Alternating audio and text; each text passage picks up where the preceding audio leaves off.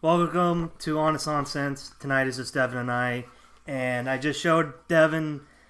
I've printed out some tweets that Trump has said or just statements, because last week, pretty much around August 20th, from August 20th to this point, Donald Trump has just been in he's just lunatic. And yeah, Devin was just reading the tweet he had about calling John Dean a rat. And it's mafia. He's a mob boss. Like, he runs his business like loyalty to the boss. Yep. But then he goes like, so he calls him a rat, which means, that's a mob boss name. Mm-hmm. Or verb. Or fucking what would it be? Oh, not a verb. I don't know why I said verb. No? Well, it could be a verb. You can rat out. True. Yeah. And then, and then he said his interview with Fox and Friends was, like, insane, because he's incriminating himself. Didn't he do that the first time he went Well, on I mean, Fox he's and done Friends? it. He's done this a bunch of times. I shouldn't, but he is doing it over and over again, and Republicans can be these mindless fucking slaves, but when he says that the disgraced and discredited Bob Mueller and his whole group of angry Democrat thugs, so there's one, his political opponents are thugs, spent 30 hours with the White House counsel. He spelled counsel wrong. On that, it might be spelled. Yeah, he spelled it wrong. Yeah, I think he had SCL or something. Yeah, instead of a. Or was it an I? It's a C. No, instead of the S in council, he had a C. Okay. And what's amazing, though, is Bob Mueller's a Republican. Rob Rosenstein is a Republican. Like, it's ridiculous. Furthermore, the FBI, it is a conservative fucking... Yeah, it really is. I mean, my God. Its history began with them going after commies. Yeah. And, then during the 60s, they're thinking going black after... people were commies. Yeah, for Trump, it shows Trump and his base inability to not only know anything, but to want to look into things. And the FBI is shady as shit. If you looked into the FBI, you would find, oh, wow, they were pretty bad to Muslims. They've been pretty bad to black people. Yeah. They've been pretty bad to leftists. Yeah. Like the journalists. Like, oh, wow, the FBI does, but it's the American public. It's just not. COINTELPRO. Yeah, COINTELPRO. Where they shoot, God damn, I'm forgetting his name. The Black Panther guy in Chicago.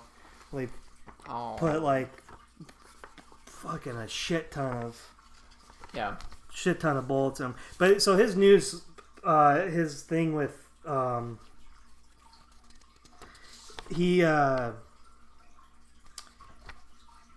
his interview was insane, because, and I'm just gonna read through this.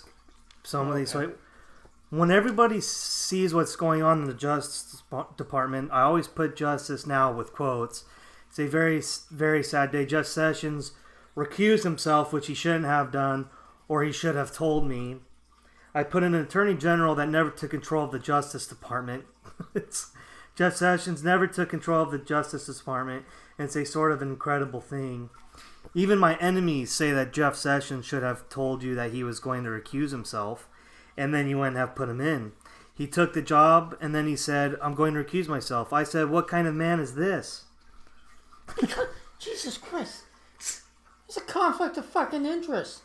Yeah, he lied to Jeff Sessions lied that he had talks with the Russians. Yes. So, wouldn't it behoove of him to make the Justice Department look a little bit legit to not be involved with that? That's the amazing thing. Or do you really want it to appear that you're obstructing justice? I mean, do you want it to be so fucking overt that it is bitch slapping people in the face? Pretty much. Say, hey, here, yes, I am breaking the fucking law and committing treason. Look at me. Whee! Yeah.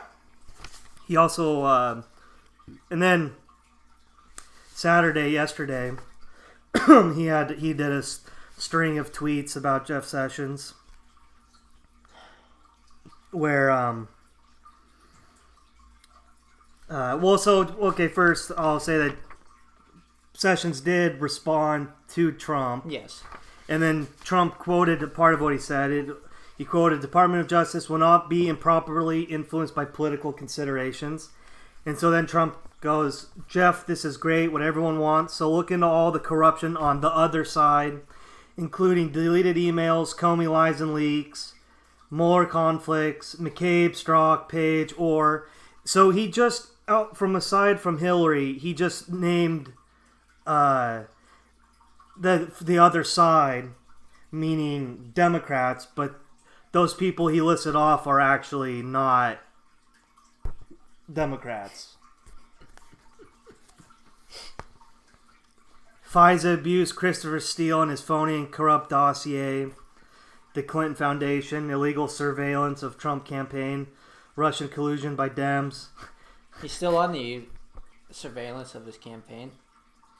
And it's like, well, his campaign was surveilled. It's called Carter Page. Yeah.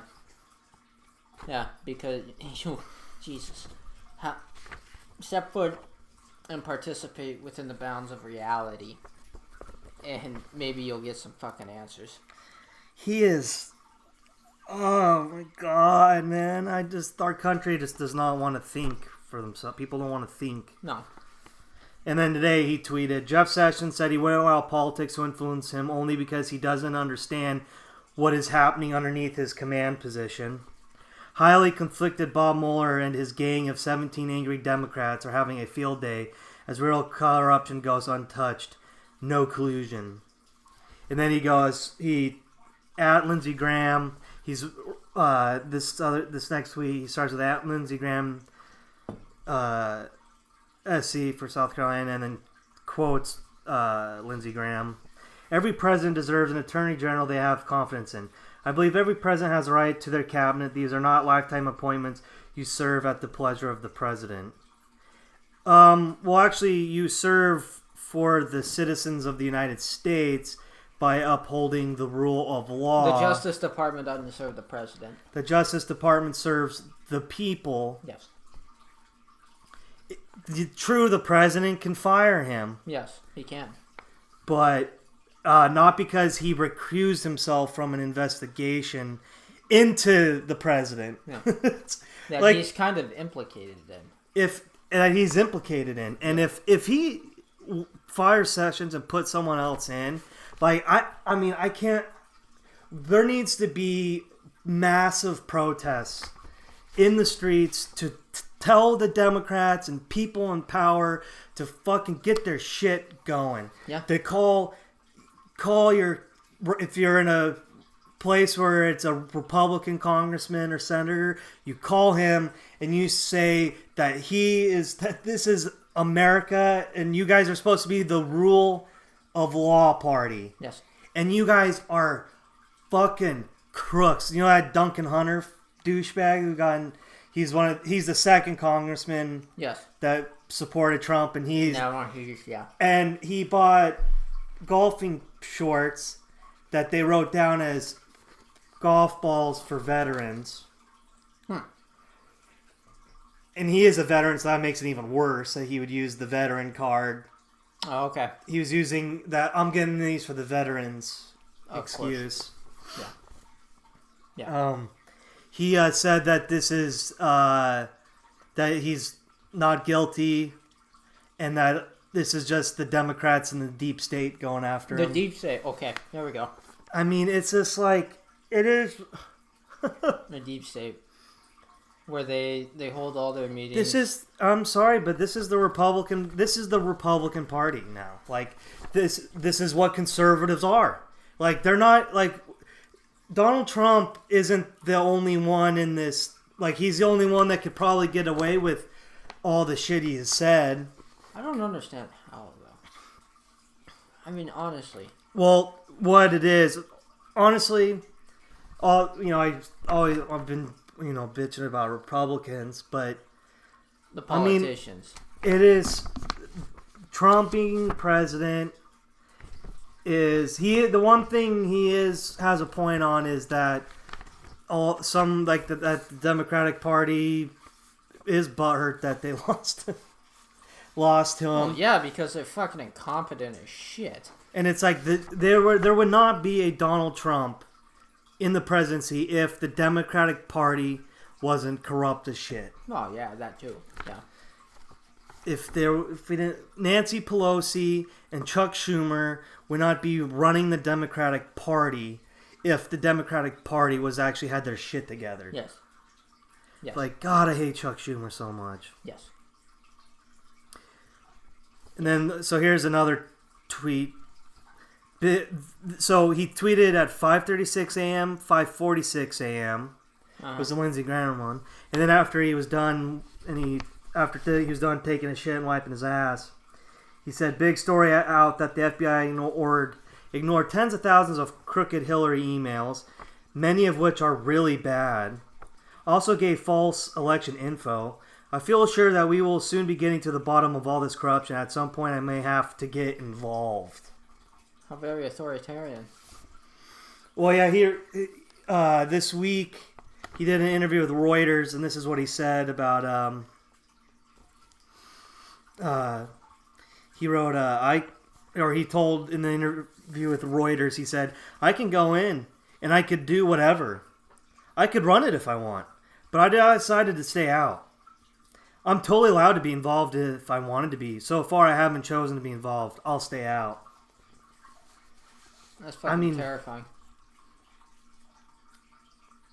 And then he also tweeted, what's amazing too is this week Melania said she was doing her campaign for anti-cyberbullying. Jesus. She goes, let's face it, most children are more aware of the benefits and pitfalls of social media than some adults, like her son or her husband.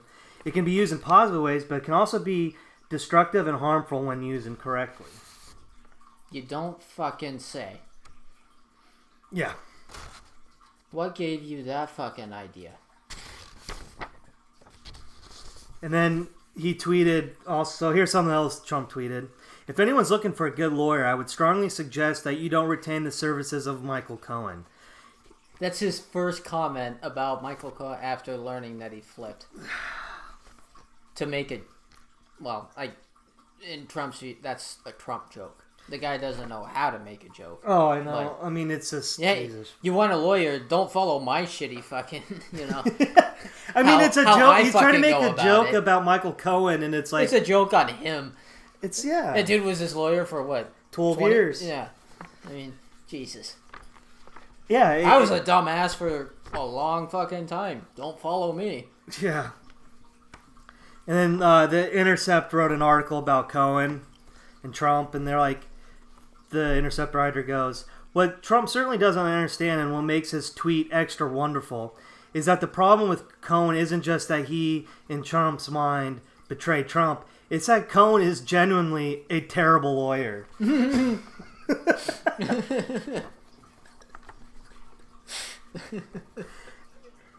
So then a little more in his article, he goes, Donald Trump and only Donald Trump could legally donate an unlimited amount of money to his campaign because he was the candidate.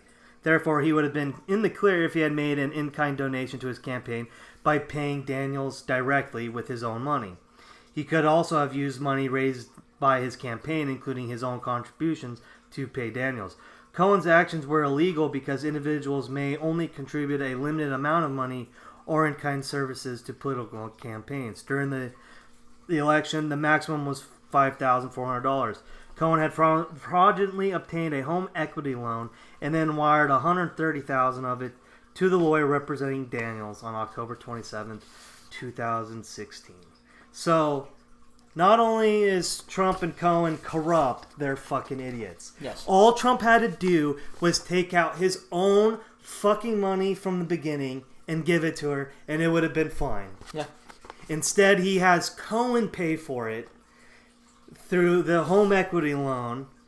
I mean, these guys, like, that's the thing about Trump. It's like he's not just corrupt; he's a fucking idiot. Yes. Our president is a fucking moron. Mm-hmm. And hand me that piece of paper over there. Oh, okay. Because I want to now. This is the fucking. So there's. I mean, that fucking Fox and Friends interview, like his lawyers, and I mean people. Like I don't get.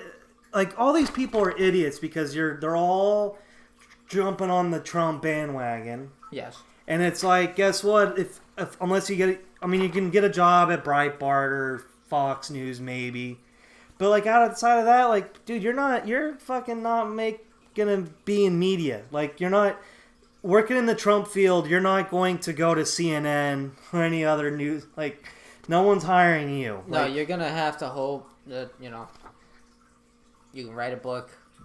But even that, Sean Spicer, fucking his book.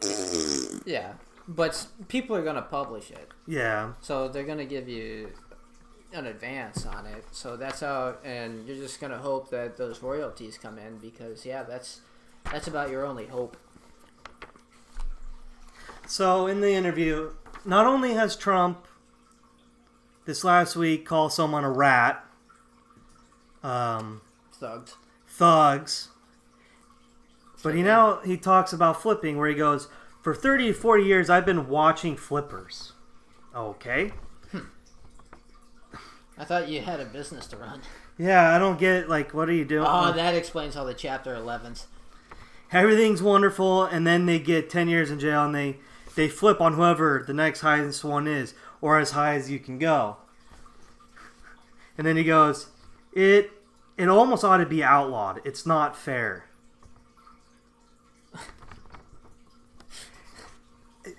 Like, the president of the United States of America went on to fucking national television to tell the world that the president of the United States does not think you should be allowed to cooperate with authorities.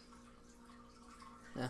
Like, that is unbelievable. It should not be, due process of law. Like, holy shit. The president of the United... If we had to live in Trump's world, the 5 fucking mob families would still be running New York. The Gambino family would still be in operation, up and running. Yeah. Like, it's insane. Yeah. The guy, like, it should be anyone out there, like, that has any conscience would be like, this guy should not be president of the United States. That, like, what the fuck? It's against the law to cooperate with the authorities? Yeah. Like, holy shit. That's how they brought down the 5 mob families in New York City. Yeah. Like, that is how you get rid of the Ganovisi and the Gambino families. It's because fucking... Yeah. It's, You caught someone in the lower ranks. And like, you threaten them with a lot of time, or if they flip and they do their job working with the authorities, they'll get a lighter sentence. And then the lighter sentence is an incentive to do it. Because you're going to either get 15 years or you're going to get 5 years. Or you're going to be like Manafort and get 800 years. Yeah, like, they're just... And then the people like the Alan Dershowitz of the world that say Trump can't get impeached. It's like, so the president is a dictator. Like, that's not what, like, not everything should be, most things even, should not be viewed at through the lens of the founding fathers. But one of them is like, hey, he said, they said, like, not a dictator. Yeah. Like, that's like the whole point of democracy, the three branches of government, the checks and balances, is so that we wouldn't have what we have in Britain. Yeah. Kind of, the fabric of what this country was founded upon. Like, but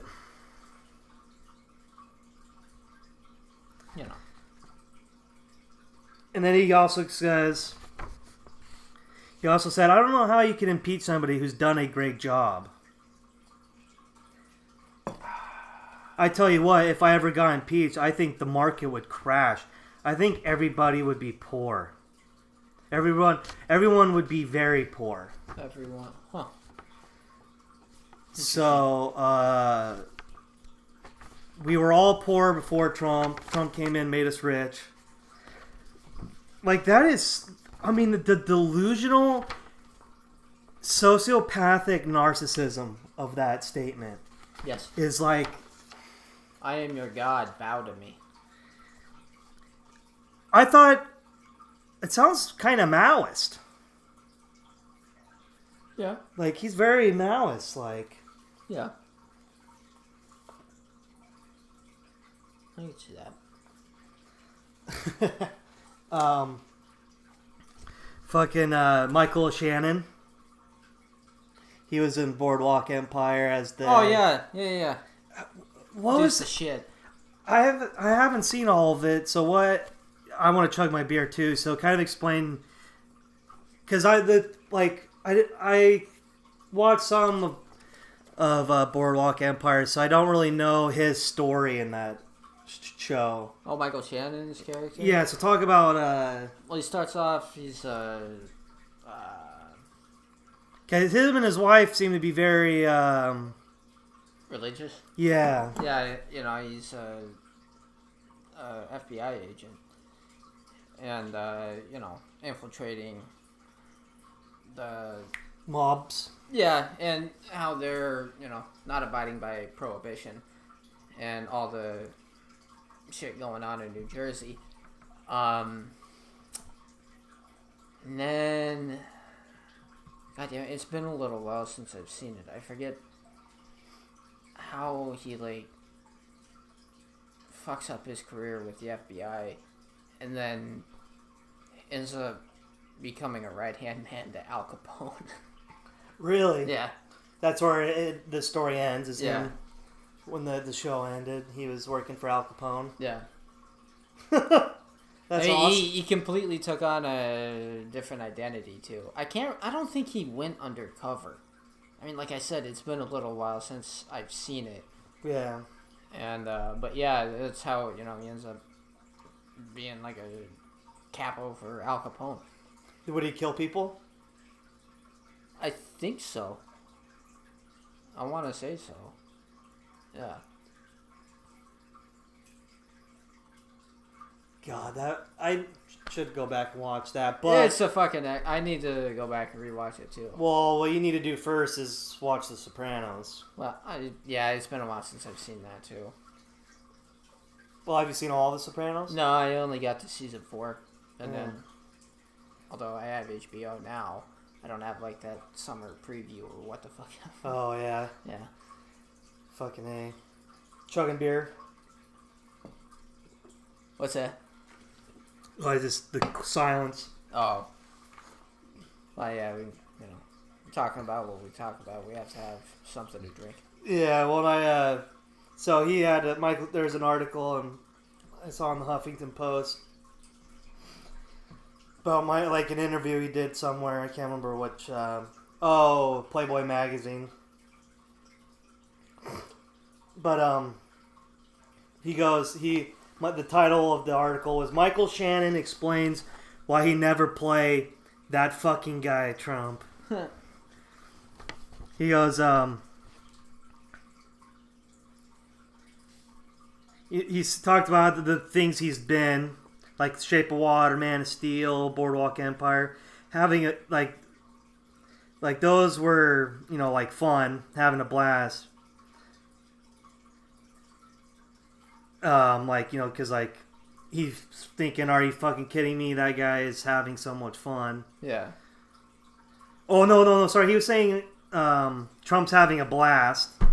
Are you fucking kidding me? That guy is having so much fun. Well, of course he is. He goes, in fact, Trump was having the time of his fucking life. He doesn't even have to work. All the hard work that most people have to do to get to be president of the United States, he just skipped all that. The fucking guy doesn't even know what's in the Constitution. He doesn't have any grasp of history or politics or law or anything. He's just blindfolded throwing darts at the side of a bus. Shannon said Trump wasn't capable of deep reflection in any form. It doesn't happen. Fuck that guy. When he's alone with his thoughts, he's not capable of anything more complex than, I want some pussy and a cheeseburger. Maybe my wife will blow me if I tell her she's pretty. Fucking liberal Hollywood, man.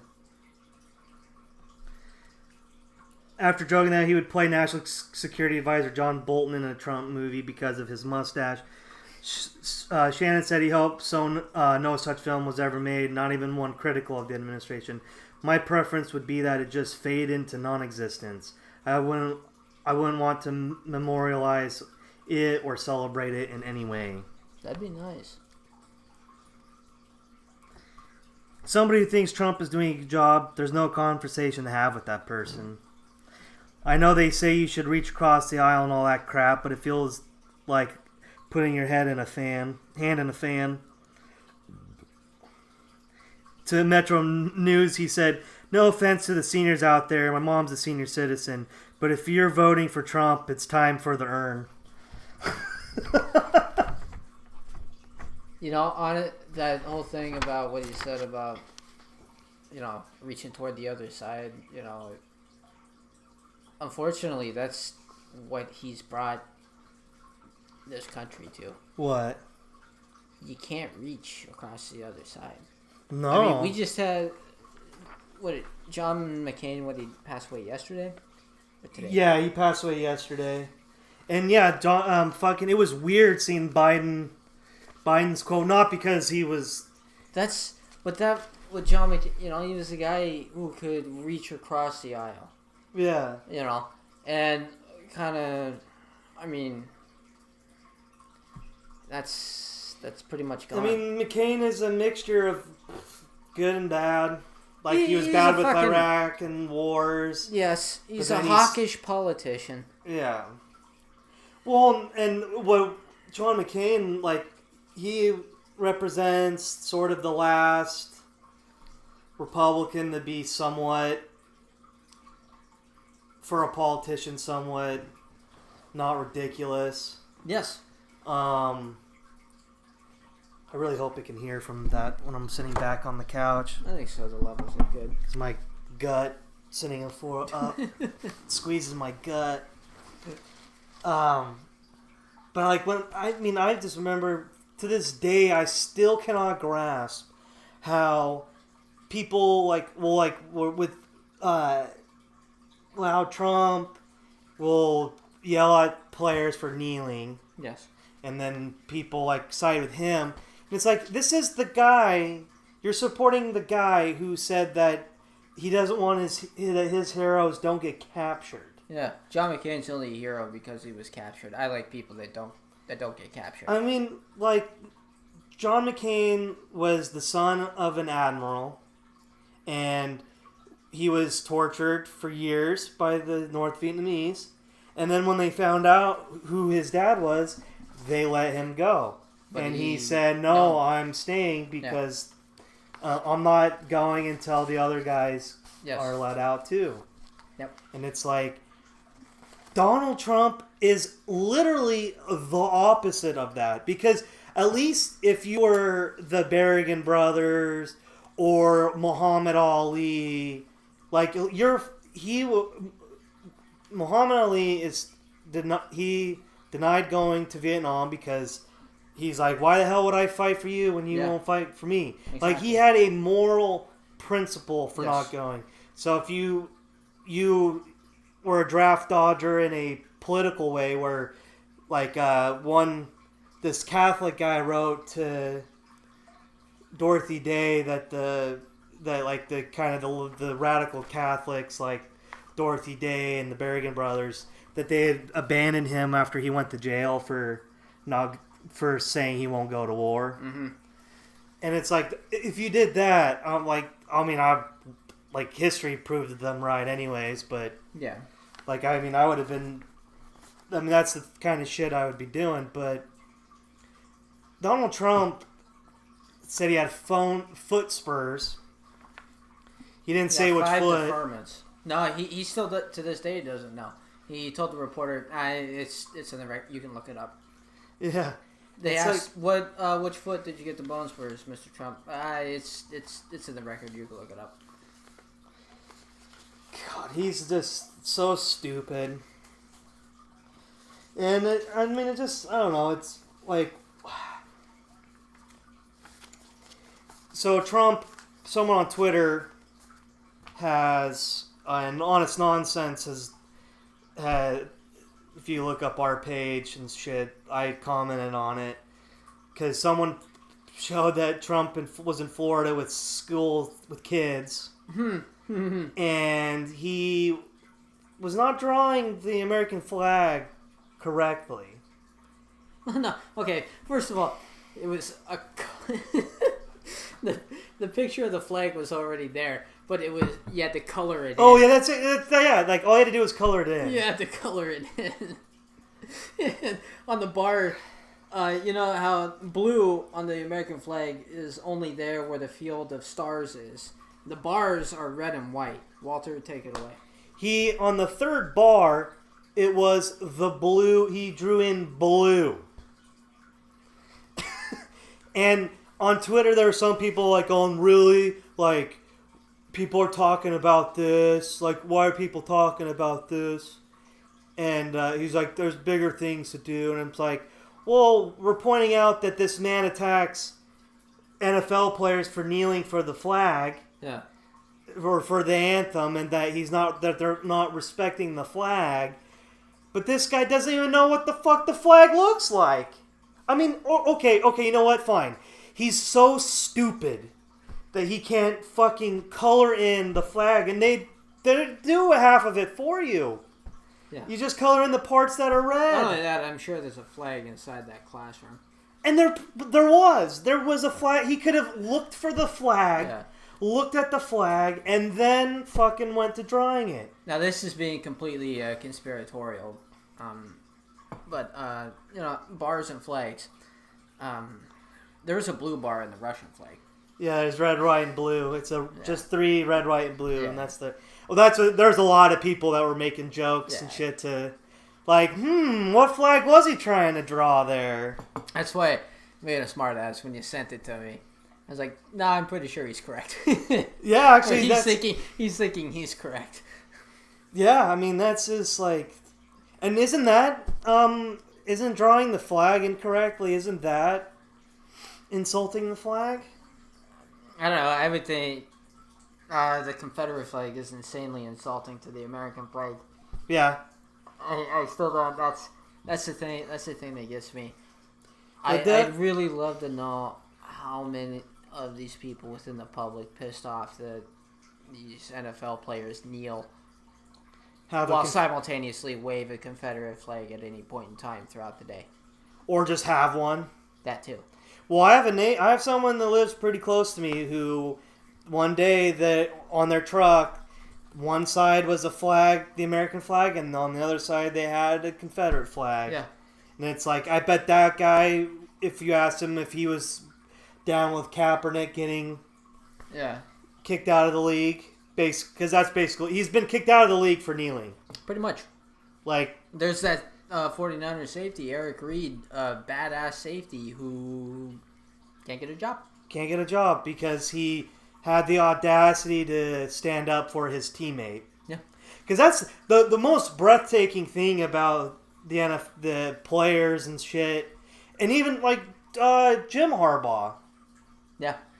Or, no, yeah. John's the one that's the Ravens coach. Yes. Yeah. Jim Harbaugh said that he loved coaching Colin Kaepernick. Yeah. That Colin Kaepernick was a good player. All of his teammates. All of his team. Now, I will say for Jim and the coaches that say they kind of have to because then they're most of their players are African American, so it's kind of you kind of have, even if Jim was being, whether he's being sincere or not, he has to say like. But I don't see why it wouldn't. I mean, no, Colin Kaepernick. He benched Alex Smith. Yeah, he benched the guy who took him, 13-3. And they would have, and their punt returner was the one that lost 3 fumbles by that one guy. I mean, it was the punt returner that fucking lost him that game. It wasn't Alex Smith. It was just a typical candlestick, shitty weather game. Yes. Wet, soggy grass field. Mm-hmm. So it was just neither team was going to do anything much offensively. No. And that's why they lost 13-10 and they lost the turnover battle. Yep. But yeah, I mean, it's just Trump has. Well, you were talking about people have waving the flag. Well, NASCAR. Like, the guys inside NASCAR are like, we're not going to have anybody protesting here. And then Dale Hunter Jr. replied with a tweet in a response basically saying, if you silence peaceful revolutions, you'll create violent ones. Yeah. And it's like, pretty sure there's Confederate flags that get waved at the NASCAR. Yeah. At a NASCAR race. And that is a flag represented by a country that they were people that wanted to secede from the Union. It was an armed insurrection against the United States. That's what that flag represents, by treasonous assholes. So these people, and then there's Bill Maher put it up, but I saw it from, he had Rick Wilson on, who wrote "Everything Trump Touches Dies." Yeah. And I saw it from Twitter from Rick Wilson, where he tweeted, like, so I have to worry about these people's economic anxiety. And then it was a picture of these two guys with a shirt that said, "I'd rather be a Russian than a Democrat." And as Bill Maher pointed out, it's funny because I'm a traitor. Yeah. Seriously. Like, what the hell? Yeah. I mean, it's so bizarre that, and... You don't get to say you're proud to be an American anymore, if you have that. Yeah, if you're right, seriously. Because you're obviously turning your back on your country. Yeah, I mean, to say I'd rather be Russian than a Democrat. That's a middle finger to your country. Like, Jesus Christ, man. I hope you don't vote. I mean, and they look at that age that, then, okay, they should rescind all their, Social Security and Medicaid. I mean, that's what your country affords you, and, so, but you're obviously indicating that you hate that by siding with a foreign adversary. Yeah. Man, and I learned that the person that gave Trump the idea to rescind John Brennan's security clearance was Rand Paul. Fuck that guy. Like, I mean, I don't want to sound like a hashtag resistance person because they've taken John Brennan to be this saint. No. Yeah. But he was one of the main architects of the killing of Osama bin Laden. Yeah.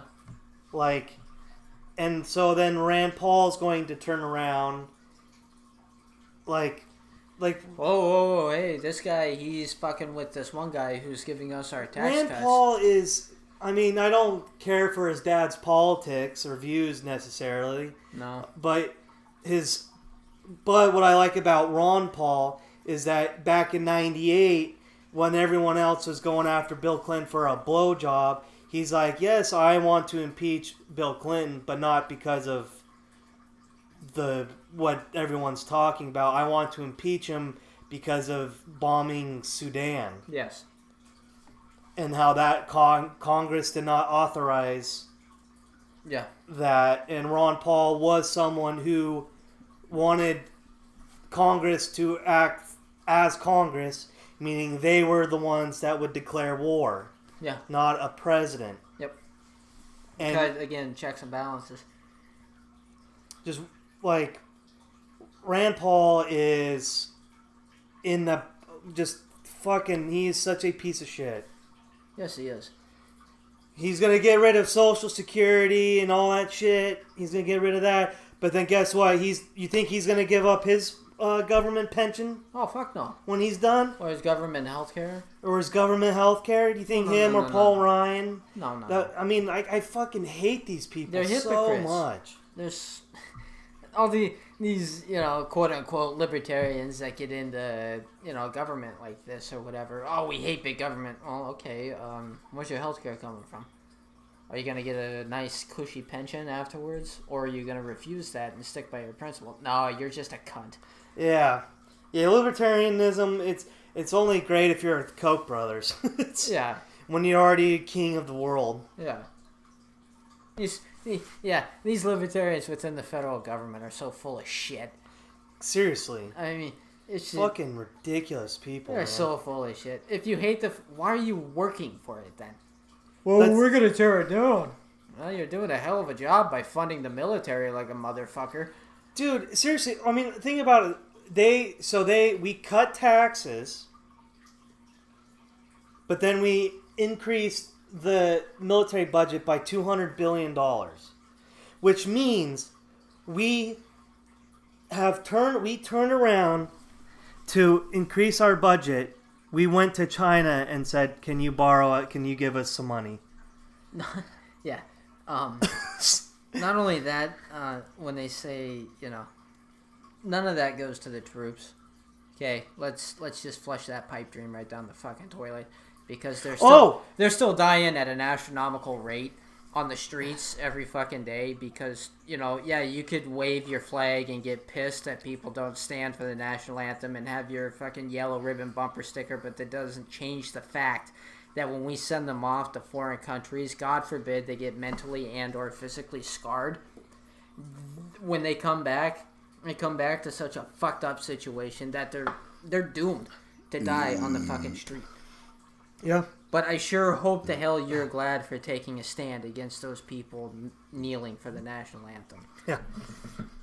Well, this week, I learned that Trump and Mulvaney are trying to make it so that they're trying to cut regulations of predatory lenders and they're trying to cut a regulation that protects veterans from predatory lending. Okay. Because that's the thing, I support the troops. Actually, I'm just trying to swindle money out of them. Wink, wink. Because that's this is a good lender because he cares about the veterans. So you should trust him. Exactly. That's what's so disgusting is that actually... Trump, instead of, there's VA hospitals that they can't even do surgeries in them because they're so... Disgusting. They're so disgusting. Yeah. And it's basically if Trump would just golf less, that would be paid for. And I don't care about his golf, other than that it's violating the emoluments clauses. But people are Obama's they were bitching about how much Obama golf. I don't care about that stuff. Because they did that with Eisenhower when the Russians had the first rocket into space. And then he played 5 rounds of golf. Yeah, to indicate that he didn't care. Because he knew that we have way more shit. Leaps and bounds ahead of him. So it's there's no reason to be worried. Yeah. So it's even going back as far as Dwight Eisenhower has the other side used. I mean, who cares? You know so much shit that you gotta be you gotta relax. But the thing is that Trump is the opposite of the. It's not the fact that he's golfing. It's that he's at his own places that he's making. Yeah. The taxpayers pay for it. Yeah. That because the Secret Service, they have to get their own golf carts. They have to pay for rooms. Yeah. That's what pisses me off. Yeah, the guys that are paid the to... hypocrisy that he said, I'm going to be doing so much, I won't have time to go golf. Yeah, it's like, actually, you have all the time in the world. What the fuck? You have all the time in the world to golf. Devin's going to take a shit, so he'll be back in a minute. But I mean, it's so, oh God! Like, really, at the end of the day, what it is that conservatives are just really their main job is to piss liberals off. It's not actually to do anything for the betterment of mankind. It's only to put money in the pocket of rich people, to destroy the environment, because Trump wants to... when he's in West Virginia, he's like talking about beautiful, clean coal. There's no such thing. There's no fucking such thing. They're not going out there like, when there's an It's dying. It needs to die. It's an industry that needs to die. Because guess what, motherfucker, Trump... And that's the thing, too, is like... What's crazy about Trump is that he's destroyed the Republican Party in the terms of it being anything... Like, they were... I mean, like, sorry, but, like...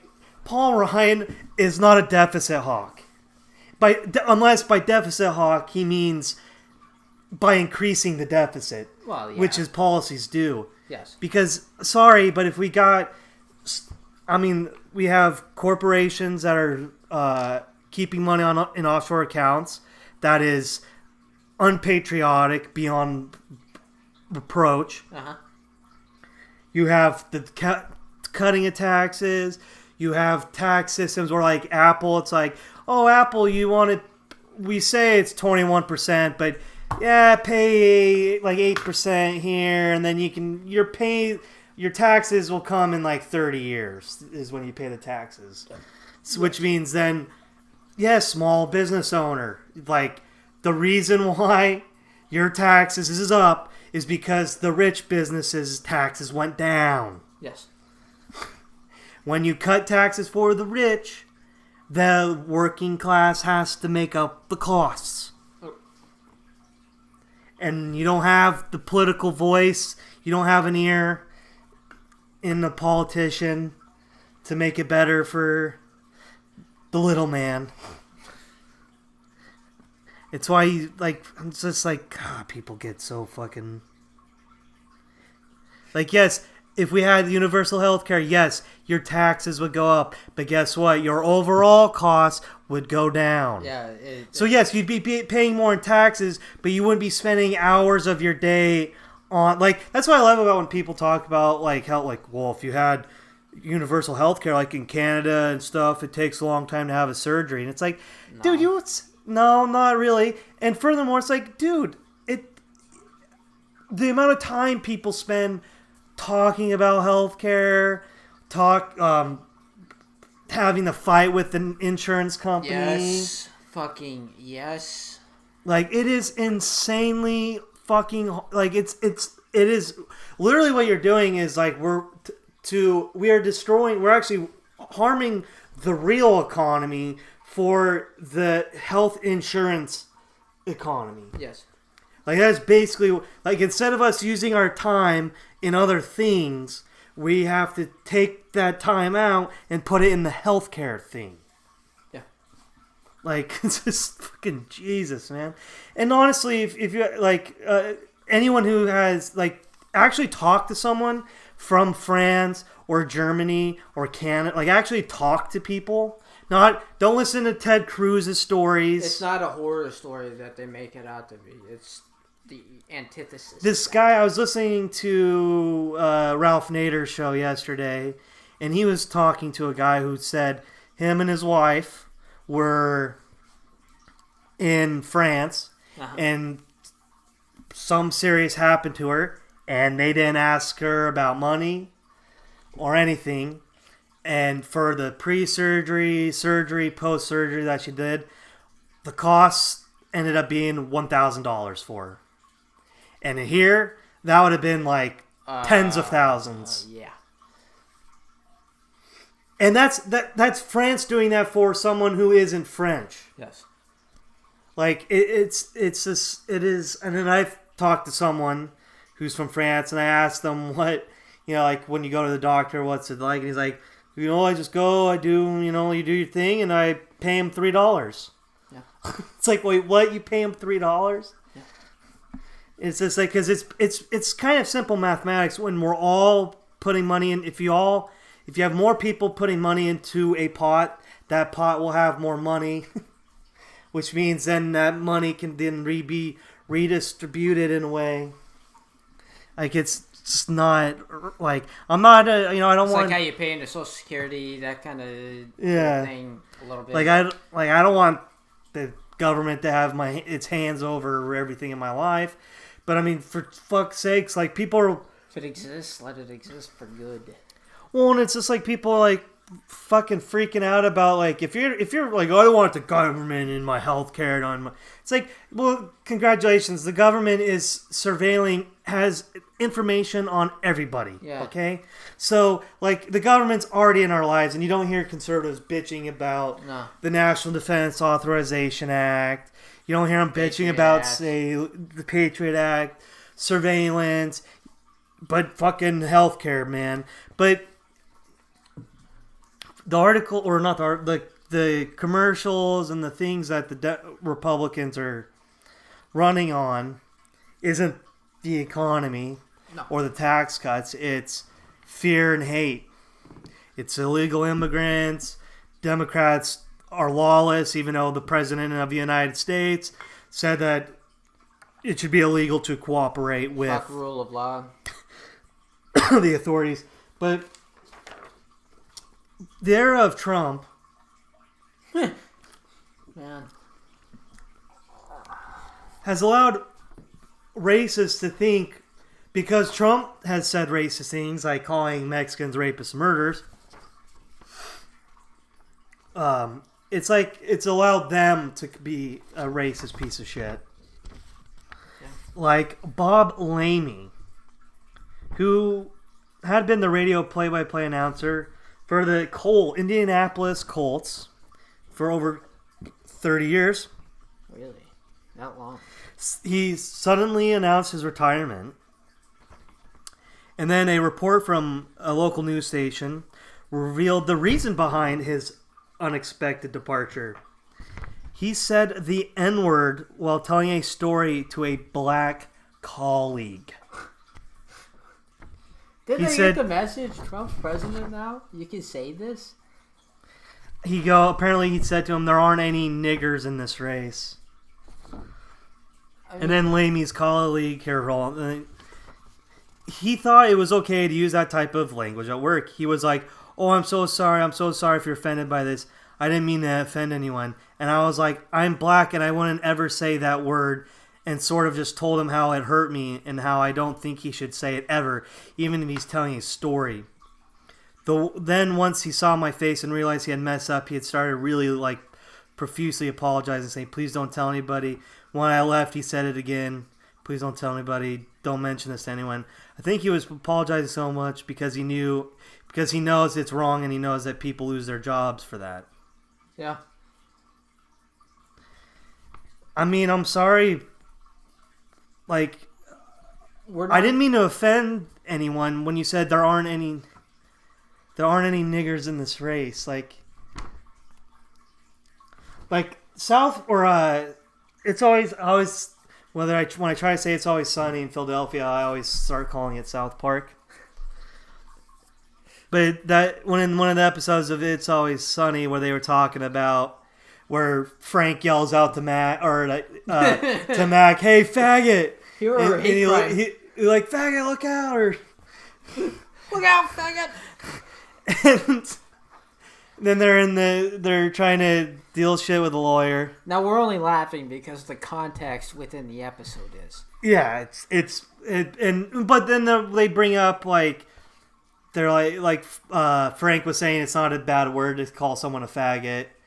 Mac was like, well, what if I'm gay? You gotta cut through. There's a lot going on. You had to cut through, and they're going through arbitration to figure out whose lottery scratch-it ticket it is, and their arbiter at this point is a black woman, and so Mac says, "Well, okay, Frank, If you were talking about if you were trying to get the arbiter's attention, what word would you use to cut through?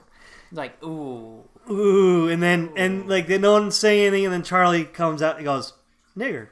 It's like, whoa, dude. You can't say that. What? That's what you're meaning, right? Like, unless someone uses it, then you cannot do it. Like, the only time in a movie that I felt like, okay with that word, like, where I just, like, you could use it in the comedy sense of things was Blazing Saddles.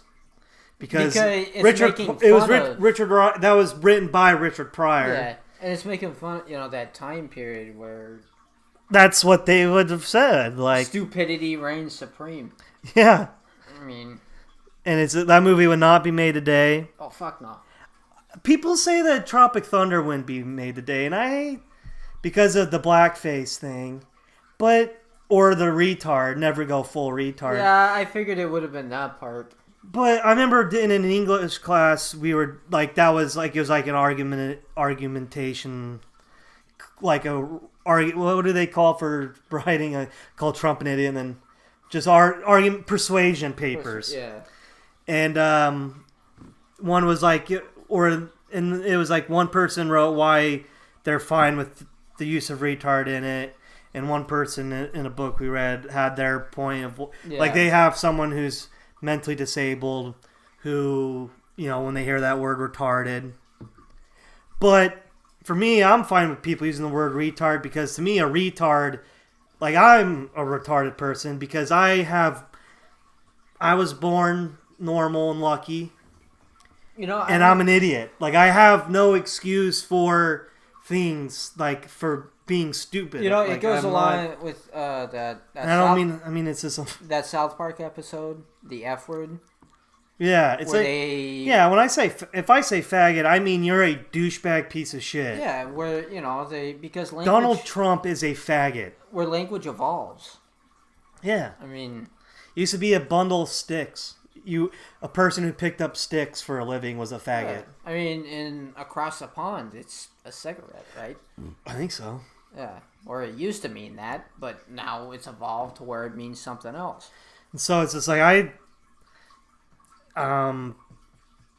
Peter Thiel, he is gay, but he's a libertarian whose business Palantir gets CIA funding. So yes, Peter Thiel's gay, but he is also a faggot. I'm gay, boys. What would you call me? Do you ride Harleys? No. Well, then you're gay. This makes completely perfect sense to me. What would you call a gay guy who does ride a Harley? He's a gay fag. I mean, come on. Well, what about a guy who doesn't ride a Harley but is thinking about it? Then he's bike curious. He's what? Bike curious. God, fucking South Park. Speaking of race and stuff,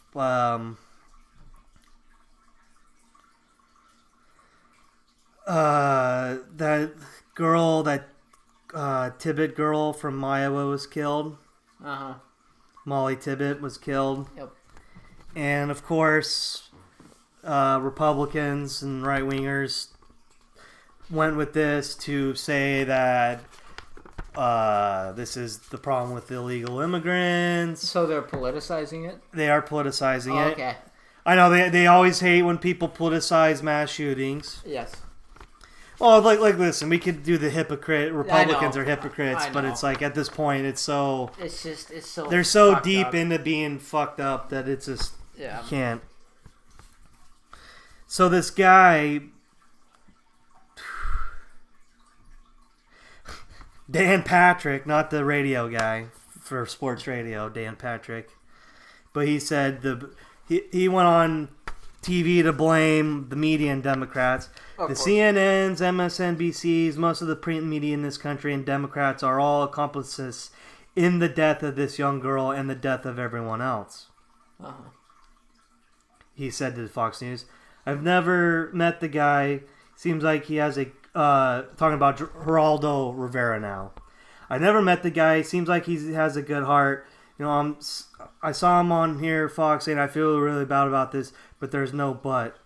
He even proposed a debate with Geraldo Rivera. Then Rivera accepted so there's going to be a debate between this Dan Patrick and Geraldo Rivera. But like, it's just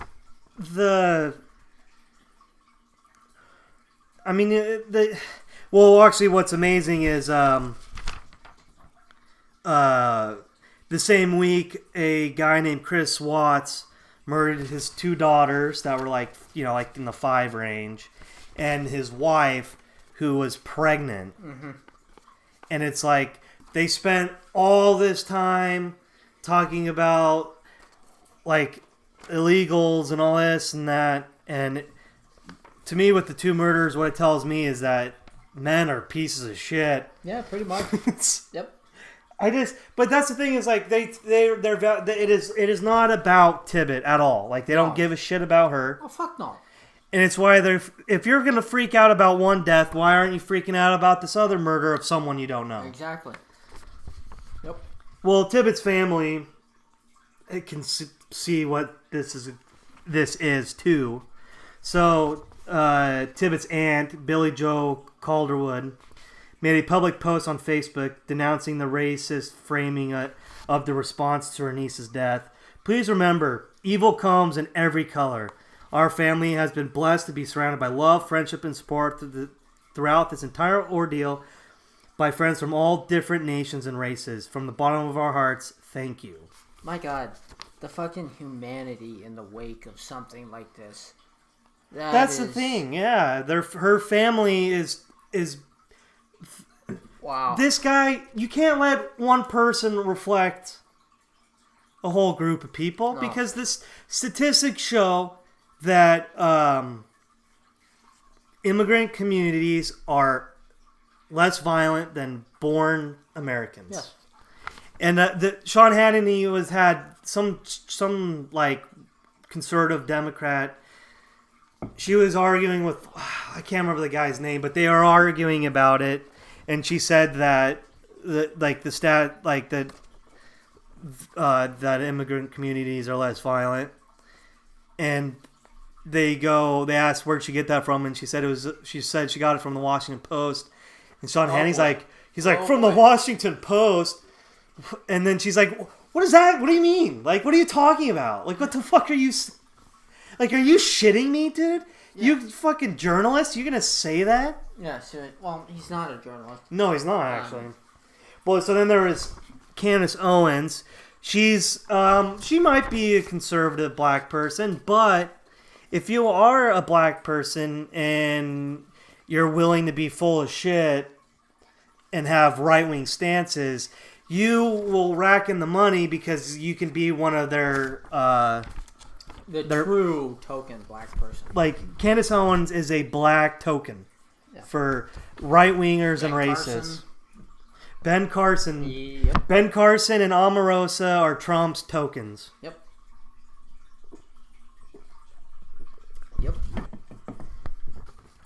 So she tweeted or something. Mm-hmm. Leftists boycotted, screamed, and cried when illegal immigrants were temporarily separated from their parents. What will they do for Molly Tibbetts? We will give her family peace and say sorry that your daughter died. Like, I don't know, like the obvious humanitarian things. What do they do for Kate Steinwell, some other person? They will never see their parents again. So, one of Tibbetts' cousins responded, "Hey, I'm a member of Molly's family, and we're not so fucking small-minded that we generalize a whole population based on some bad individuals. Now stop being a fucking snake and using my cousin's death as political propaganda. Take her name out of your mouth." And she's like, and if this wasn't already obvious, I don't speak for the entire family. No one could. I have my political opinions, but that's just not why I said any of this. I only said this because I want all family members to be able to grieve in peace. That's literally all I meant. And that's the thing, is like they don't care, because the reason why we're protesting the separation of parents and stuff is because this is the government doing it. This isn't one guy. Yeah. We're not going to protest illegal immigrants because 2 of them are bad. like, sorry. Yeah. And furthermore, if we would actually allow people, good people, to get asylum, that's the reason why people are also protesting, is that people who are seeking asylum were being put into detention centers and separated from their families, yes. Even though it is international law to accept an asylum. Like, these are people that literally hand themselves over to the authorities. Yeah. And until we change that aspect of it, people will come here illegally because they'll see what happens when they come legally. Exactly. By separating their family members, they will then come illegally, because if seeking asylum will get me, and there was a video of it I saw this week where a mom was reunited with her child, and her baby's young enough that it did not recognize her as mom, and the mom is just crying because her fucking baby doesn't know that that's mom. Yeah. Yeah. And it's like, one is a few bad apples out of millions of people, and on the other side is institutional corruption. Like, the two are just not. There's no connection. You know, I didn't really know about this aftermath of. The guy, by the way, worked on a farm for a guy that's a Republican guy that's trying to win, like, state attorney general or some shit like that. So it's like, I didn't. If we want to do the hypocritical, like, I didn't know that. A lot of this. I mean, I read about the guy who killed her. Is accused of murdering Molly Tibbetts, an undocumented immigrant. I didn't know about all this. I should have seen it coming. But just the disgusting fucking nature on the conservative media side. That's just. Well, did you see what Tucker Carlson did? No. He, so, you know the term white genocide? Uh-huh. Oh, that South African thing. Yeah. So that came from South Africa, the term white genocide, and it's this right-wing group that they're fucking batshit crazy people. And in South Africa, they haven't done it yet. It hasn't been put in the law. So before we start going further, it hasn't been implemented. But the idea about it is pretty basic. And if you have just, like, you don't have to have any real, like, any knowledge of South Africa, as long as you know of people like Nelson Mandela, because he fought to end apartheid in South Africa. And so they have politically, Africans have ended apartheid, but economically has not happened. And so South Africa they want to do some land appropriation, but they also want to do it where they're actually giving give Africans land that isn't being used. The politician, the president or prime minister of South Africa he's like a third way Bill Clinton. Like, he's not this radical. Yeah. Well, because they like to use another guy that's like kind of their third party in South Africa, and he's more willing to say shit about white people. But kind of comes with the history like of what white people have done to black people in South Africa. Like it's not a. I mean, the like the prime minister of South Africa was either on the board or like he was like one of the main dudes, if not the main dude, for a mining company in which in 2012, I believe, 34 miners were killed by the police. Trevor Noah tried to make a joke about it, and it wasn't a very good joke. And it was like, dude, you're making a joke about miners getting killed. Like, I don't really... It's a bold move. It's a bold move, and like if you're going to do that, it's got to be a funny joke, and it was not a good joke. Bold move. But, so Tucker Carlson. So that's his basic background that, like, I'm not going to be, like, I don't know enough about South Africa to give you more than the basic of, like, it's pretty common sense. They had an apartheid, though they can vote now and black people can be, yes, the guy that's president now is rich. He's a rich black guy. But millions of black people are in poverty pretty much at the same rate, same levels as during the apartheid. So there needs to be economic reform in the country. So, and this is still up, like they haven't passed this yet. It's still in their Congress or whatever they call it. I don't know, their parliament, whatever it's in the middle of whether it's going to be approved or disapproved. Well, Tucker Carlson just decided to go on and talk about, like, so they got rid of apartheid because of the racism, but now they want to turn around and be racist. And it's like, and then he's like he tried to make an analogy with the thief. I can't remember it. Who gives a shit? It was probably stupid as fuck. Well, it was, and the show that I was listening to that talked about it, the Michael Brooks show, they said, like, well, in his analogy, if the thief, it's because like they weren't like the white farmers now weren't the thieves, like their ancestors were the thieves, but it's like, and I'm going to use Matt Leck's own argument. It's like, well, if the thief stole my watch and then handed it down to his son, I still want my watch.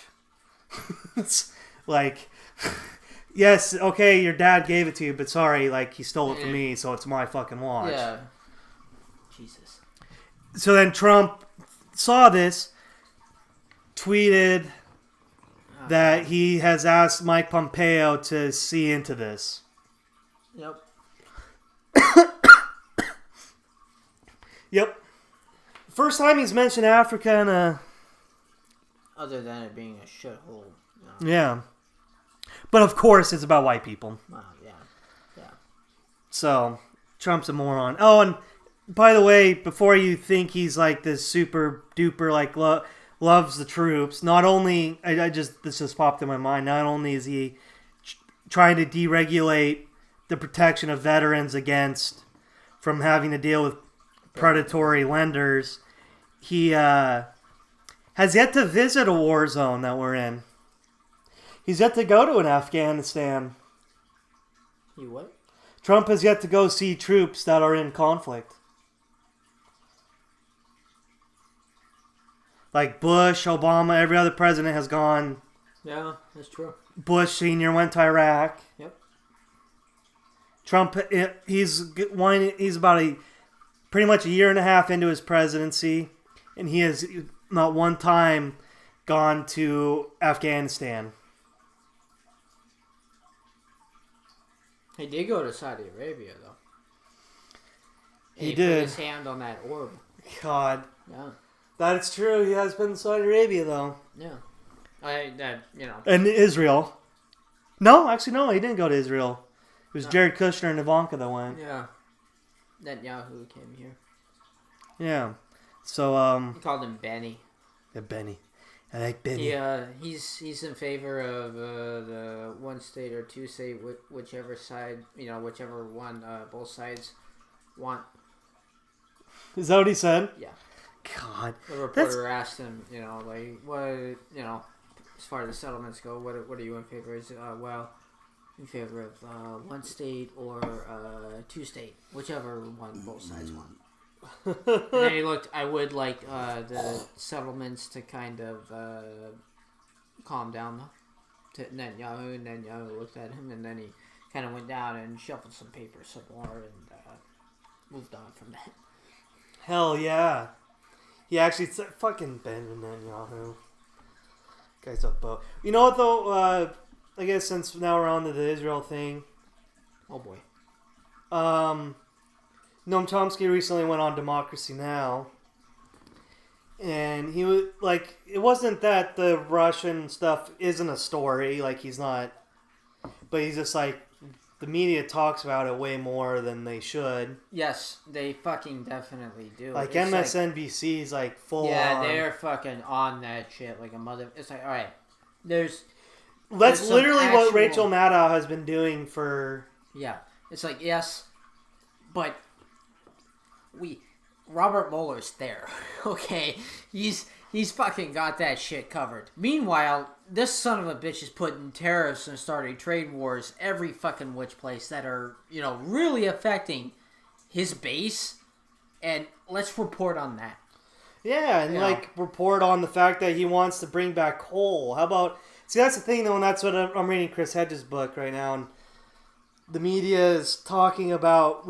They're focusing on Trump, and yet all this shit behind him is going on, and the corporate coup d'etat is just like, they're just... That's why they love him, and they're not gonna back away from him, because he is a giant fucking distraction where they can just operate not even in the shadows and get whatever the fuck they want. Yeah, that's why people thinking the deep state is like the idea that the deep state is going after Trump is insane. He's like, he's their wet fucking dream. He's their wet dream. A guy that has no idea what he's talking about and has no morals. Yeah. It's like, oh shit, I'm the CIA. Under Trump, I can do whatever the fuck I want. Yeah. You're the Pentagon. Trump will give us more money even though we don't fucking need it. Bombing and, he's like, all these things. Like, all these things that would be the deep state are beneficial to them under Trump. Yes.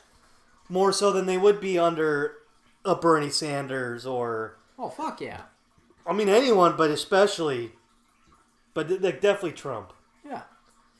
Like, the deep state going after a president would be Bernie Sanders. Yes. Like, that's where, if there was a deep state going after a president... We would get another Dallas. We would get... if Bernie Sanders becomes president, we are... or even fucking Elizabeth Warren. Her, with her fucking shit. Yeah. Trump is making it so unions can't... Actually, a court judge struck down Trump's bill. He wants to make federal workers slaves and... Yeah. Trump, he's doing everything for those in power. Yes.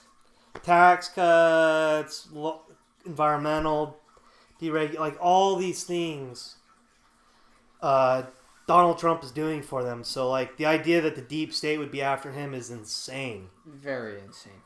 Because it'd be counterproductive to the deep state. Yes. Yes.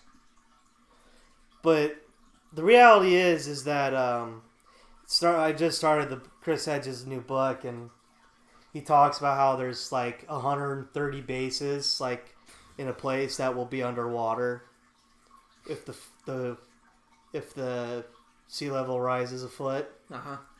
And it's oh my god, the shit. That's the thing, is that Trump is distracting us from we need to get the West. We live here in the West Coast. Portland was at one point in time recently the second most polluted city in the world because of the smoke. Yeah. From the fires. Dude, I couldn't see the fucking mountains for a week. So, yeah, the mountains that we have in our background. Yeah. Here, you couldn't see them. Right out my bedroom window, you could see the mountains. I couldn't see him for a fucking week. Yeah, it's like the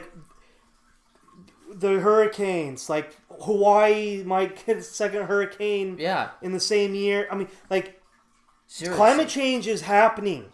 It's not a thing of like in the future we need to do something. It's fucking right the fuck now. We are in it. Like we need to do shit right now just to maybe get through it, like kinda, but we're not going to because Trump is bringing back coal. And when he says we're bringing back your jobs, they're already fucking automizing that industry. They've already automized it. You're not going back to work.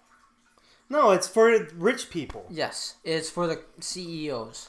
It's called mountaintop removal. Yes. And they don't need I mean, that's the thing is like, oh my God. Yes. What we need is universal income. Shit like that, because there's just not going to be enough jobs. You hate Jeff Bezos? Okay, that son of a bitch shouldn't be able to make what? $500 million?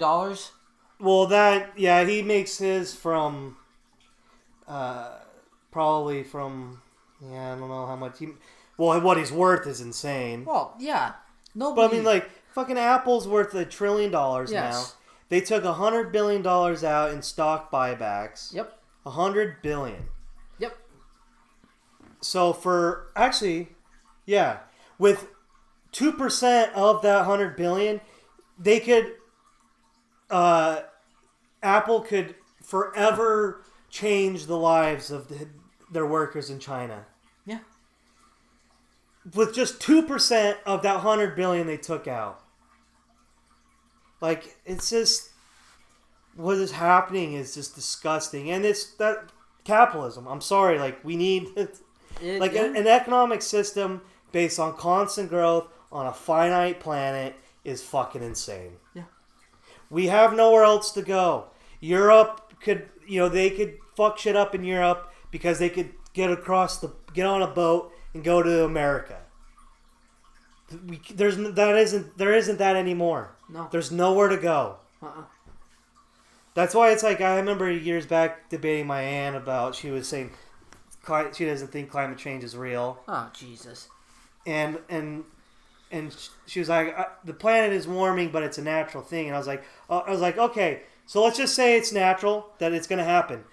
How do we solve the mass migrations that will be caused from sea level rise? Because 80% of the world's population lives on the coast. New York City alone has toxic chemical plants will be underwater. Nuclear power plants, because we're so genius, we put nuclear power plants next to water. Yeah, seriously. Like, the story, and John Kerry said this in 2014, and he got shit on it, but the greatest threat to humanity is climate change. Yeah. Like, it is, because there's so many things. Like, what happens if the water dries up in Mexico? They're all going to try and get here, which means we're going to have to shoot people at the border, which means we have a shit ton of Latinos living here already. So what is that? What's that going to cause them to do? It is going, if we don't fucking get our shit together, it is going to be horrific. It's going to be fucking zombie apocalypse without any fucking zombies. Yeah. Pretty much, yeah. Yeah. Yeah, like that is what we're dealing with here, people, is a zombie apocalypse without the zombies. Yeah. And it's going to be fucking horrifying, which is why I'm not really I hate saying it because people get killed by guns, but that's why I'm just not really a big gun regulation advocate. I support gun reform and all that shit, but I'm just not going to be I'm not going to use that to write articles on honest nonsense of we need to get guns out of our. I just don't think. Because I just think it's in our culture, for one, guns. If you're and then also when shit hits the fan, like if you're a law-abiding citizen, okay, but you don't need a military assault weapon if you're not in the military because you're not taking part in a military assault. yeah. That's my thing. Well, and that's why I hate the when people try to use like their anti-gun reform point of view is like when they try and say it's about protecting the home. It's like, well, if you need to protect yourself, all you need is a .22 handgun. Yeah. I mean, if a guy comes into your house, like, it doesn't matter whether you have like a shotgun or a .22 handgun. Like, you're like in the facility of them. Like, maybe a shotgun just because like less need for accuracy. But yeah, but I mean, yeah. The reality is more people probably think someone's breaking into their house, but it's like a family member who doesn't have a key. Exactly. Like, and then they shoot that person. That shit probably happens way more than someone actually shooting someone trying to breaking in. Yeah. Yeah. Yep. In Utah, seriously, honest to God, in a town right next to the one that I go to, this guy comes to the door. Yeah. And he's like, "You're gonna take me to get your money out of your bank account." And the guy goes, "Okay, let me go get my keys." He's like, "Fine, I'll go. I'll do it. Let me get my keys." He goes. He gets a gun. He comes back and shoots the guy dead. And it's like, you could have just pointed the gun at him and been like, "Get the fuck out of here." No, he's just, fuck this. Fuck this. But it's late. But at the same time, it's like, you know what? You're going to play that game of robbing people and shit like that? You get killed? Like, well, no, yeah. That was the game you were playing, dude. Yeah. I mean, there's nuance to everything. Yeah. It's just... Well, my thing with true, like the reason why I don't get the gun reform or like the anti-gun stuff in the NRA people and all that stuff. First, though, it brought me back. Dana Loesch, the spokeswoman for the NRA. Yeah. Did you see what she tweeted this week? Not that no. She said that the deep state or the Democrats or whatever, they're trying to Al Capone Donald Trump. They're trying to Al Capone Donald Trump? They're trying to, do it, like, basically get Trump... Oh, because of his taxes? Or what? Yeah, like, you get Trump for the taxes, and then you get him... You go for the little thing, and that brings in the big thing. Like, the Stormy Daniel case is what's going to bring out the Russian case. So what the fuck is she trying to say? She basically was trying to say that Al Capone was, like, treated unfairly. Is what I'm trying to say. Okay. So, she comparing him to a murderous gangster. Alright. It's like, good job. That's why you are Dana Loesch. Okay. That is... Okay. Well, and that's why she, like, when someone said, like, the Fox News asked her, like, people have said that you're a terrorist and that the NRA is terrorists. Like, what do you have to say to that? And she's like, her first thing was like, well, I have kids. And it's like, well... She has kids? That she has kids. And it's like, well, actually, Osama bin Laden had kids. Yeah. He had a fair... What? Yeah, it's like, well, they're a part of a family, so... I mean, yeah, it was an insane... She's an idiot. You... What? I don't know how to respond to that. I guess that's her point. because everything gets lost because now we have to go into the fact of what the fuck does that mean? I mean, she is just, And so, what was I going to say? She has kids. What? Yeah. Congrats.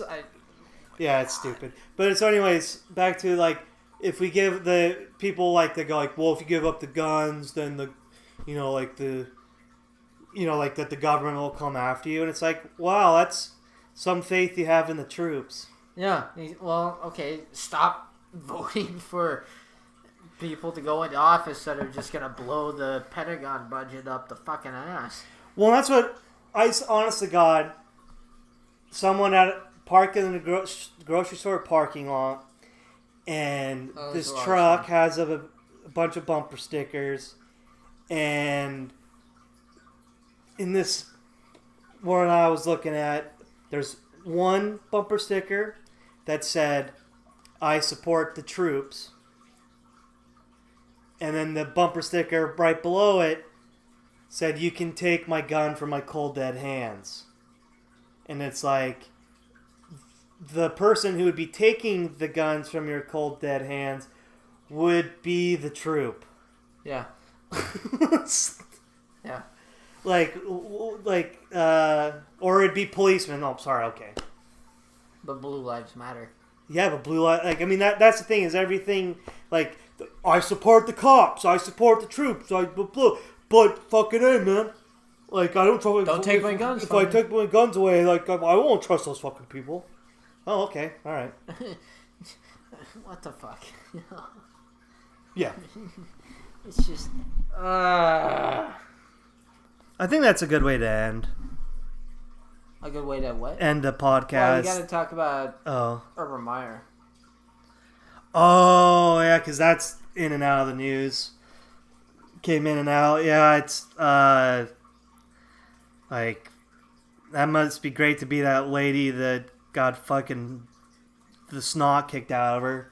To know that Urban Meyer doesn't give a fuck. Dude, I did not think I could dislike Ohio State and Urban Meyer any more than I did until this shit. Dude, we got, and like the Stu Gatz has done it, even though like he's Stu Gatz from the Dan Le Batard's show, Stu Gatz, like he made a good point of bringing up that like he was in charge, Urban Meyer was in charge of Florida. Yeah. Where they were, not only did they have this psychopath Aaron Hernandez, but that same receivers coach was afraid of Percy Harvin. Yeah. Like, I mean, and there was arrests and just the criminality of that team. Yes. That Urban Meyer is not a good dude. No, he's not. Like, and that's why I fucking hate that people that are anti-paying players, because it's like you are protecting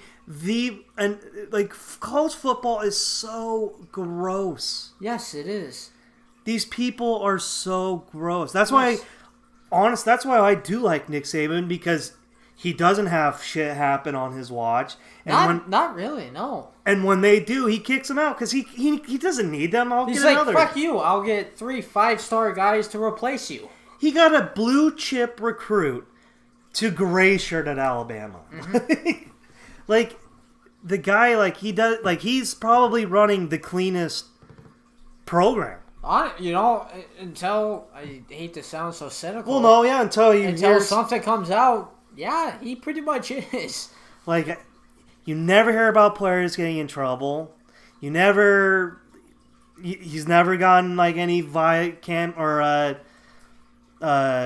whatever, like, fucking, I'm trying to think of I'm blanking on any fines for recruiting. Oh, yeah. Couldn't think of recruit. That's why I kind of like Urban. I like Nick Saban. I like that he's like, even though he's like, he can be he can be a shithead. Where like someone asked him when he said that, like, you guys just think we shit out 5 stars. Oh, seriously. It's like, well, you do, but I love the comment anyways. Yeah. I don't know. Okay. So, it was last week when Ohio State said they were going to suspend Urban Meyer for 3 games, and they had that press conference. It was Urban Meyer, the athletic director, and there was like 1 or 2 other people up there. But during that press conference, a reporter asked Urban Meyer what he would like to say to Courtney Smith, and he said, "I would like to apologize to everyone, that were in this situation." And the only thing he singled out in apologizing to was Buckeye Nation. And then, on the 25th of August, Urban Meyer has apologized to Courtney Smith 2 days after not acknowledging her directly in a news conference. Meyer released a 2-paragraph apology on his Twitter feed. It was basically because he acknowledged how bad it looked in that televised press conference.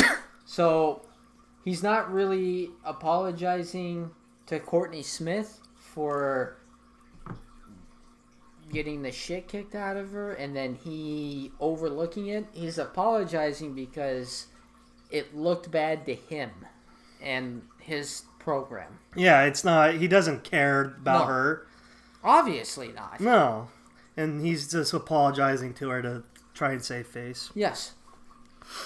Yeah, they were talking on the Levitark show. Stugotz and Izzy Gutierrez were talking about how Jim Harbaugh needs to use this for yeah, man, my receiving coach has no track, nothing wrong seriously. with it. Just use this stuff, just use this shit to just fucking annoy the shit out of Urban Meyer. Just walk into any recruit's home and look at his parents and say, "Yeah, we're clean." None of our coaches are beating their spouses. Our coaches and players don't beat women. Yeah. And especially if it's a coach, I don't stand, oh my God, man. Oh, although, unfortunately, the coach at Maryland kind of comes from Jim Harbaugh background. Ooh, it does, yeah, and that makes you wonder what goes on at Michigan. Yeah. In that regard, because if this guy thought it was cool to do it there, what did he do while he was at fucking Michigan? Yeah. Yeah. Ooh. I bet Harbaugh was like, oh shit. Although Well, and then he's an odd guy. But I don't know. I don't get that. Yeah, what is his name? Will Muschamp? The guy that, he was the coach in waiting for Texas. Oh, yeah. But then he went to Florida. Yeah. Now he's at South Carolina. Yeah. He butted into this Maryland thing. Really? And basically defended the coach. It was the coach thing and not the players were. Yeah, it's not that, the big thing isn't that someone died. It's that the media, or people going at the coach. Because he fostered and built a culture based on intimidation and fear. Yeah. Okay. I'm not going to Maryland or South Carolina now. I know what sucks about that kid is that he wanted to go to Penn State, I think, or it was Maryland and Penn State were his choices. And he chose to stay in the state of Maryland where he's from. Sounds like Penn State made a great choice. I mean, it's imagine being the parents having to think God, if our son just went, if we just push him to Penn State. Yeah. Because I think his parents people the player. Yeah. Between okay. He was picking between Penn State. That's right. Okay. Yep. And I think he kind of felt like everyone was probably trying, saying being the local guy. Yeah. Yep. Fucking hey, man, it's a dark way to end. But we need to. Dude, I didn't watch the game last night, but I saw that New Mexico State was playing Wyoming. I know. I missed that game. I missed it. I know. I kind of wanted to watch it. I caught a little bit of the Jacksonville State, and I can't remember who they were playing. So that's the kind of football people Devin and I are. Is like we'll watch New Mexico State versus Wyoming. Oh fuck yeah! Like I love what used to be Mountain West football. Oh seriously, dude. Like I loved watching when it was the Mountain West Conference when they had Utah, BYU, Colorado State, Wyoming, all those schools. I loved watching those games. Yes, there were those late night games. Yeah. Decently high scoring and yeah. Yeah. I just can't believe fucking football's back. So next podcast is when we will do. Are we doing fantasy league? I mean, we should have, but we could just. We still can. Yeah. I mean, we still have time, true, but we need to get everybody together to do it. Okay. But that'd be kind of cool to do a podcast of us doing the draft. Or draft. Yeah, so that would be decent. Yeah. It'd be interesting. Like, fuck, you got fucking. Oh, you son of a bitch. You got Jarvis Landry? God damn it. Like, James Winston? You can fucking have him. that fucking... Okay, yeah. I can... We can go on and on and on about that guy. Oh, that guy's a fucking... You could have him, man. You could have him, or in the terms of fantasy, like a fantasy league, you could have him, or holy fuck, I want him. Yeah. He's so fucking... is on the field. Yeah. We're not talking about his off the field shit. On the field, fucking mountains and valleys, man. It'd be interesting to see what the Buccaneers do this offseason. Because he'll be free agent. It'll be... I want to say they picked up his 5th-year option already. Okay. Or is it a 5th or 4th? I can't remember. They picked up an option, I want to say. This will be his 4th year? Yes. Yeah. It's just... I don't... What... He took a big leap in his 2nd year, but then last year it was... He's just too all over the place. And it's really frustrating because it's like, how is it that it's all over the place? I mean, you have all these... Yeah, on offense, you have all these weapons. Yeah. It's pretty damning he couldn't make Deshaun Jackson more productive. Fucking seriously. And they drafted O.J. Howard in the 1st round last year, and what's he only get, like 1 or 2 touchdowns? Yeah. I mean, yeah, you have Cameron Brate as well, but I don't know. Yeah, it's just Jesus. I don't know. I'm excited to. I'm a Vikings fan. I'm excited to see the Viking how they do with Kirk Cousins. Hey, that. Because the thing is that Chase Keenum, why I liked him is he was really good at avoiding getting sacked. Yeah. And he was good at throwing the ball under pressure. Yeah. And so that's why I was a little stunned that they were so like, we don't want him. I don't get it. I really don't. No, not particularly. I mean... Especially cost-effective wise. For me, my two funnest years as a fan... Because 98 last year? Nah, 98. I was too young to like... Yeah. To really embrace... And honestly, I almost got more of a kick out of my dad getting pissed that the Falcons won than I did about losing. Oh, yeah, the Brett Favre year? It's the last year and the Brett Favre year. And the last year's I was pissed that we lost, and I freaked out for a minute because they wouldn't do the math game that the Patriots did. And the Patriots are down 19 points in the Super Bowl. 3rd and goal, Tom Brady gets sacked.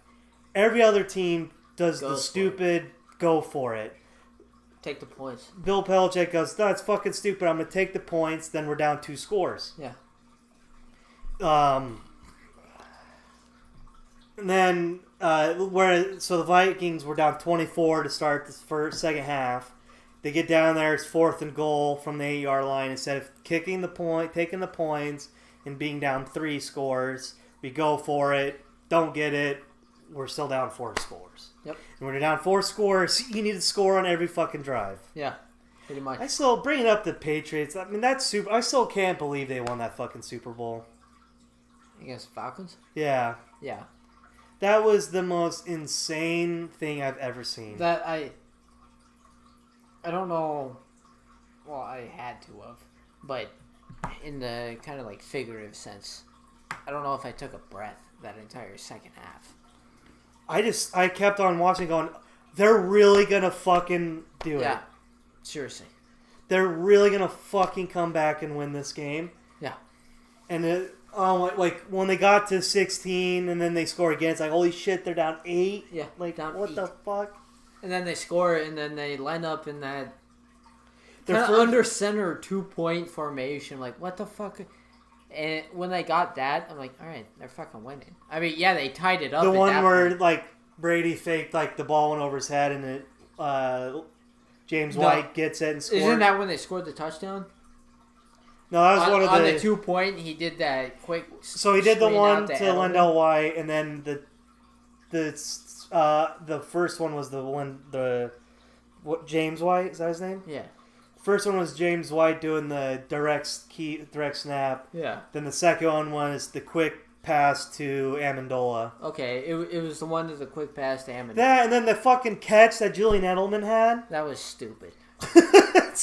I mean, not like stupid that it happened, just that how did you know what? If you're a Patriots fan, it was almost like the football gods like giving you one back for the Tyreek Hill or the David Tyree helmet catch. Yeah, seriously. Because that's real. That's like the category it was in of like he actually fucking caught that. Yeah.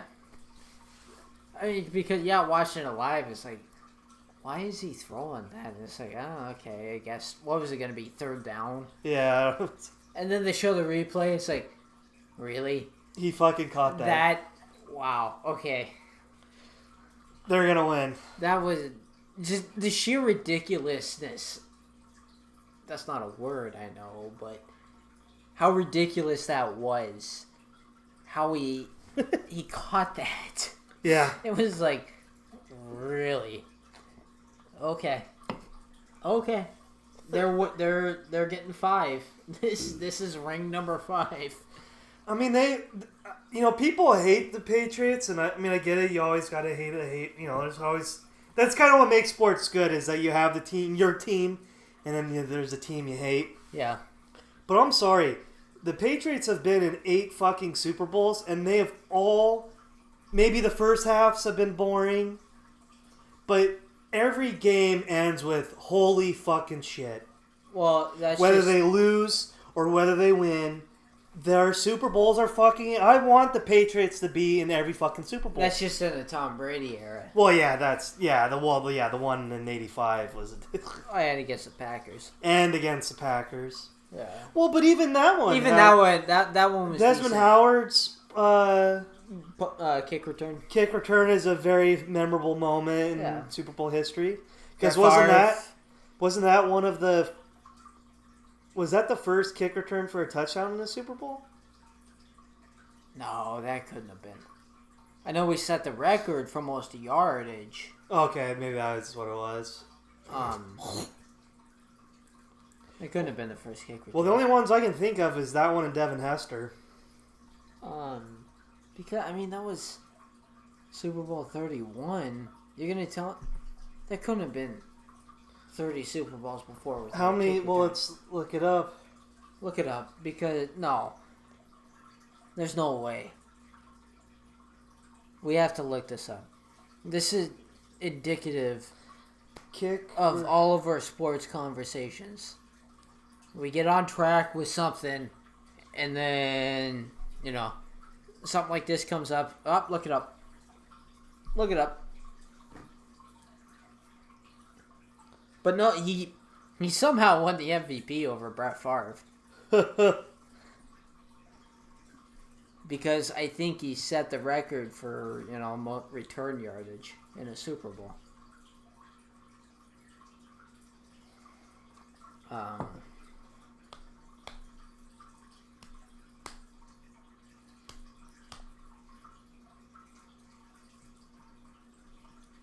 No, Bill Belichick. I was just watching American. So really, you know what? I was not right, but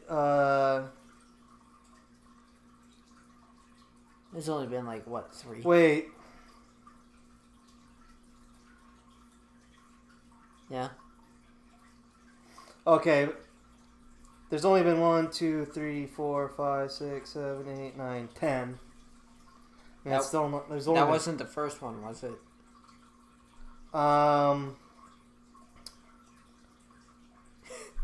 I don't know. They have, because they do all the Super Bowl shit. No, because there's one by Walker Fulton or Fulton Walker, Miami versus Washington. Oh shit, that was like what, Super Bowl 6? 17. There's an X, a V, and 2 1s. Oh, that's right. They did play in 82. Because that's who Miami beat in 72 to go perfect. Yeah, it's that. Those are the two. Their 2 Super Bowls have been against. Well, wait, and then didn't they play the Colts in the Super Bowl? The Cowboys played in Super Bowl 5. They played the Colts. Yeah. Was the Colts' first Super Bowl the one against with Super Bowl 3 against. No, I mean the one they won. Is it the Peyton Manning one? The only Super Bowl they've ever won. Yeah. Yep. It's still like, I mean, Peyton Manning went 2-2 in Super Bowls, but yeah. I still think he's fucking amazing. oh yeah. Oh, I think Tom Brady's the greatest of all time, and then I think Peyton Manning's number 2. Mm-hmm. Because like, I'm just sorry, but Tom Brady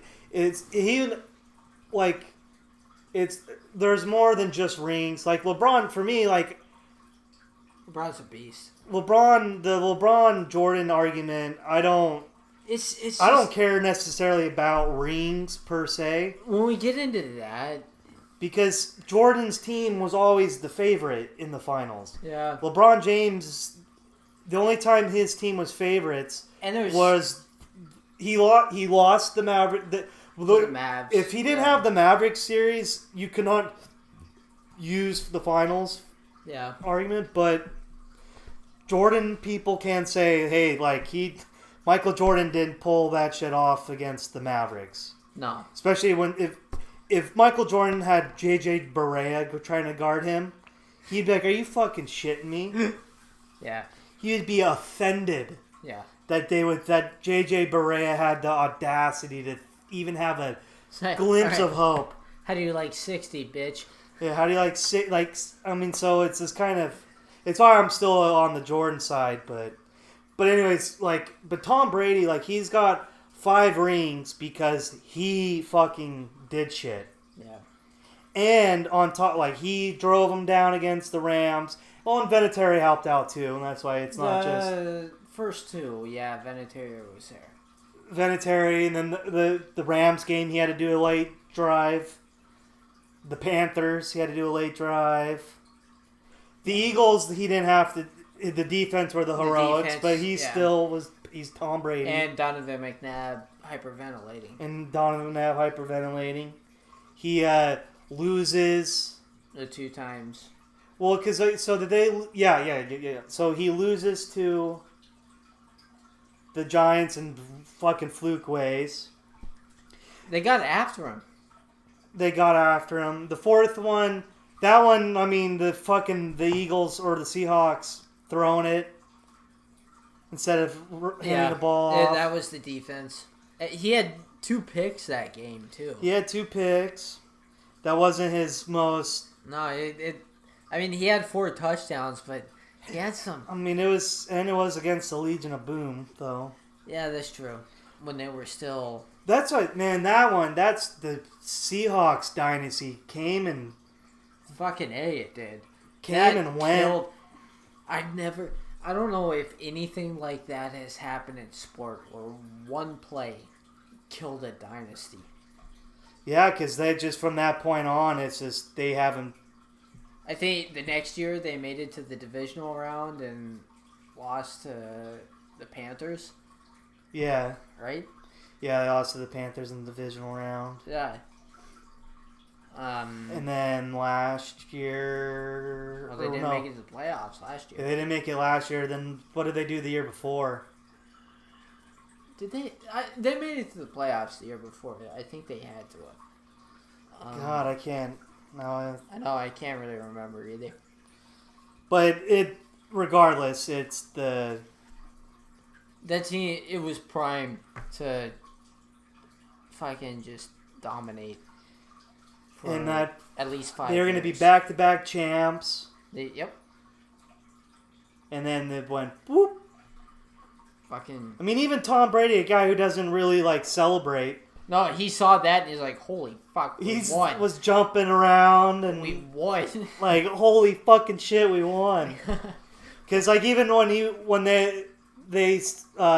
scored when James White scored the touchdown to win in overtime, like, everyone else is celebrating and Matt Ryan's coming to try and, like, give Tom Brady, like, a good game, and Tom Brady's, like, saying they're going to review it. Like, yeah. like, that's usually how Tom Brady reacts, is like, it's not over yet. Whoa. Yeah. And he knew to freak the fuck out when Butler made that interception. Fucking interception. Yeah. And that was the craziest play. Like, just, you were thinking, like, holy shit, the Seahawks are gonna fucking win. They lined up in that shotgun set. I was like, okay, they're gonna do like a zone run with Marshawn, because they're at like the 4-yard line. Yeah, and they were just running it down his. Yeah. It's okay. It's just they're kind of spread them out a little bit. You know, get them off the line of scrimmage. Who was it? Who is the line? Dante Hightower makes a leg tackle on Marshawn Lynch. Yeah, when he kind of... That's why I love football, is like it just has so much more of like those kinds of moments of like just what if one thing happened differently? Because with basketball, it's too fluid and possessions transfer. We're talking about the Patriots, right? Like fucking Bill Belichick. Well, two things. Was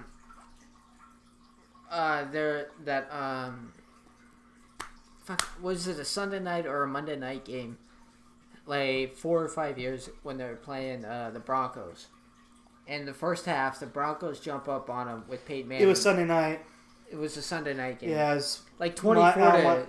Are you talking about the game where they came back and beat the Broncos? Yeah, 24-7 at halftime. Peyton Manning and the Broncos are beating the Patriots. And then the second half, you know, they jump back up and they tie the game. They go into overtime. And going into overtime, the Patriots win the toss. Instead of taking the ball, they take the fucking wind. That's right. They take the wind. That's right. He took the wind. But because the Broncos have to throw into the wind. They have to throw into the wind because fucking the 85 NFC Championship game, it's the Giants against the Bears at Chicago. And at the end of the game, the Giants are having a punt into the wind. And Sean Landeta whiffs the punt.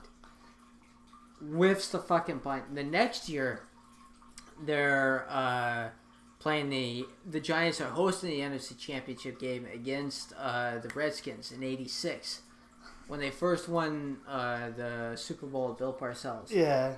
And they take the wind the entire fucking game, and they beat the Redskins. And fucking Bill Belichick, he's their defensive coordinator. Yeah. And he's a fucking student of history.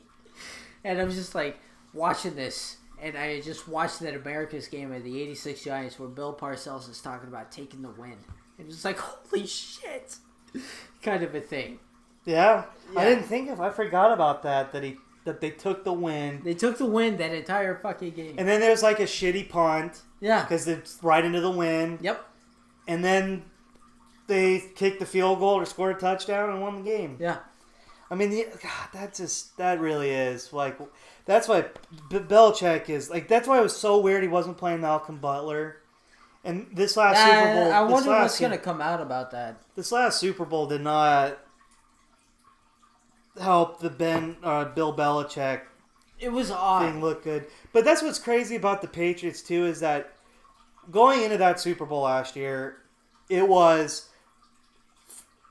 If you look at the roster from man 1 to man 53, the Eagles have the better team. They really did. And... Except for quarterback. The Patriots had Bill Belichick and Tom Brady. Yeah. And it's going to be interesting to see how the Patriots do this year because they let lineman go. Nate Solder is now with the Giants. They traded away Brandon Cooks. They don't have Julian Edelman for 4 games. They don't have Danny Amendola. They don't have Danny Amendola. They do have Gronk. Who knows how long he can stay healthy. And yeah, he's had health problems his whole career. They're one of the guys they drafted to protect Brady's blind side has he fucked up his Achilles, I think. Isaiah Wynn from Georgia. Oh yeah. But they have shit. Well, Marcus Cannon. And a good draft pick they made this year was the Mitchell running back at Georgia. Oh, Michelle? Or Michelle, yeah. Yep. Yeah, and he's perfect for the Patriots kind of system. He is. He is a receiving running back. But although I guess Cordero Patterson's been kicking ass this preseason. With them? Yeah. They brought him in. That's a sneaky... It is. Because that guy is fast as fuck. He is. He just isn't a very good receiver. No.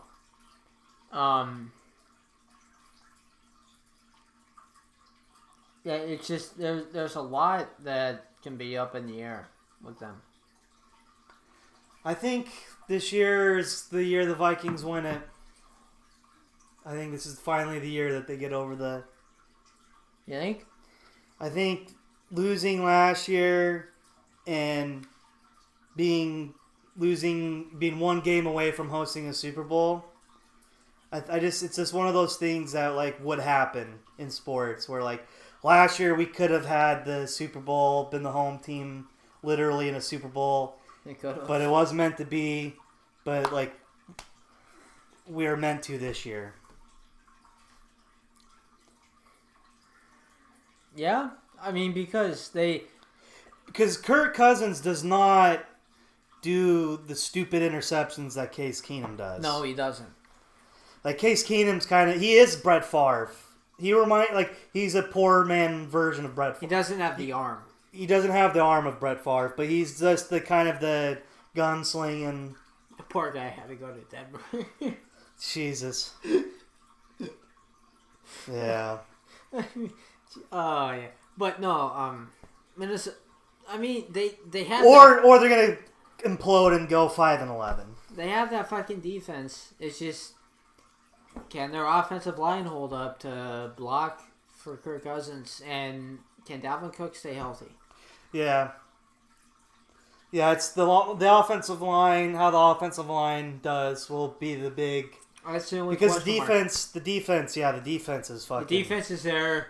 They have a quarterback. And what's kind of cool about Zimmer is that he's a defensive guy, and so people like even I could go like, why did you draft the defensive guy when we could use this or that? And he's just always like, he's just like they draft defense no matter what. Like, and it's like okay, and it makes sense. You go by value, not need. Yeah, that's what the Ravens did with Lamar Jackson. Yeah. It's like, wait, what? We could get a fucking insanely athletic quarterback? Yeah. At the end of the first round, all right, we'll do that. Yeah. And the Eagles are like, yeah, we're kind of set. We'll trade with you. Yeah, like we don't. Yeah. Like we're the fucking Eagles. Yeah. We had the best defensive line last year, and then we added Michael Bennett to it. Yeah, that's just insanity. So, although so far the preseason, their offensive line has looked like shit. Yeah, but it's hard to tell with preseason. Yeah. Yeah, it'd be. I don't know. I mean, that's what I love. What I love about the NFL is you have no idea, and everyone has hope at the beginning of the year because it's such a mosh pit of violence that. Yeah, seriously. Like even not a Browns fan, but like there's optimism in Cleveland. Yeah, for the first time in 20 years. Yeah, there's like, we might not be great this year, but like we're going to be somewhere at some point. Yeah, I mean, I think Baker Mayfield, he is already, to me, he's looked a lot better than I would have pictured him to be. And fucking Tyrod Taylor is the shit. And Tyrod Taylor too. Like this, I think the two guys are gonna fit good in Hugh Jackson's system. Yeah. I mean, Dude, Hugh Jackson almost got to the playoffs in Oakland with Jason Campbell as his quarterback. Yeah. Like they do it. They fucking the first pick of the Hugh Jackson era could have been Carson Wentz. Yeah. Instead, but I don't know, man. I don't know, with the way Nick Foles played. Like I don't know how I feel about Carson Wentz. Like not that he's good. I'm not saying he's like garbage, but like Carson Wentz on the Browns versus Carson Wentz on the Eagles. Well, I mean, yeah, they had the Eagles are definitely the better team. Well, I just think, just because it's that Irish guy or whatever that the Libertard Show has on their show during football season. Oh, yeah. And he's not, I'm more in, he's not a Carson Wentz guy. Because he's like, the offense is just basically his point is that Doug Peterson is just a boss at creating plays. Oh, yeah. And so it's just he's like, I'm not saying he's not good.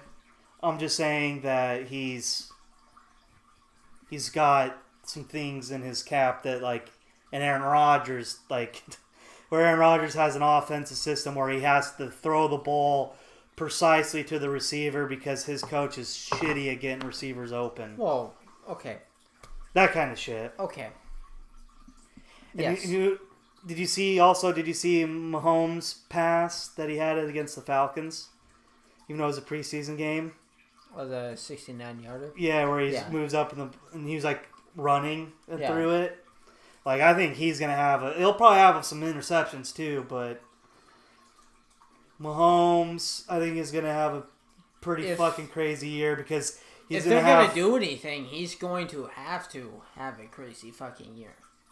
Yeah. Because that defense, I mean, yeah, they have Kareem Hunt in the backfield, but everybody's going to be lining up to take away the run. And Travis Kelce. Kareem Hunt's proven he can play in this fucking league. No, I think with Hunt, with Kelce and Hill, because Hill's he'll have a guy that will throw it he doesn't give a fuck. If Andy Reid doesn't hamstring Pat Mahomes like he hamstrung Alex Smith, yes, they can do some things. Yeah, I disagree with you on Alex Smith. I think he does not throw it downfield because just doesn't do it. Look at what the fuck they did last year. Well, no, he does do it because he knew he had to because they drafted Mahomes. And so he was like, I gotta throw this shit deep. Well, no. And then look at what happened when for some reason, Kareem Hunt got a little bit banged up. So they started off 6-0. Well, he definitely just putting points up on the board. Alex Smith is throwing for almost 300 yards a game. He's the MVP candidate.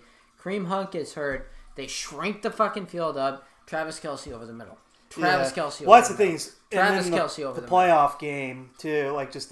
Andy Reid was Andy Reid. Yeah. And then they started getting into that funk where they're losing games. And Andy Reid's okay, Matt Nagy, you take over. Matt Nagy takes over play calling. They start going fucking down the field again. They're winning games again. Yeah, I don't know why Andy Reid. He fucking hamstrung Alex Smith because there's that moniker of the game manager. Yeah. It's no, the guy. I've heard Alex Smith looked pretty good in Washington. Yeah, he has looked pretty good at Washington. So It's weird that it's weird that they gave him so much money, just in the sense that like they weren't. If they would have offered that to Kirk Cousins, he would have been there. And so it's kind of like a weird, like I don't know why they. It's odd. It's very odd. I don't know. Yeah, I don't get it either. Like fuck. It's Washington. They're gonna suck. Yeah, they're gonna suck anyways. And I don't think the Cowboys are gonna be that as good because they don't have. I mean, Des Bryant was not good anyways. But they don't have Jason Witten. And they don't have Jason Witten anymore. So it's like it's gonna be all. What the fuck's his name? The running back. Oh, Ezekiel Elliott. Because last year it kind of proves they only go when he's on the field. Yeah. He's kind of from last year, the first 2 years of him and Dak being there. It's like clearly like that Ezekiel Elliott is the one. Like Dak's good. I'm not gonna say he's not. Like he's a pro quarterback. No, like yeah, he should be. Yeah. But when he gets when he gets to be the game manager.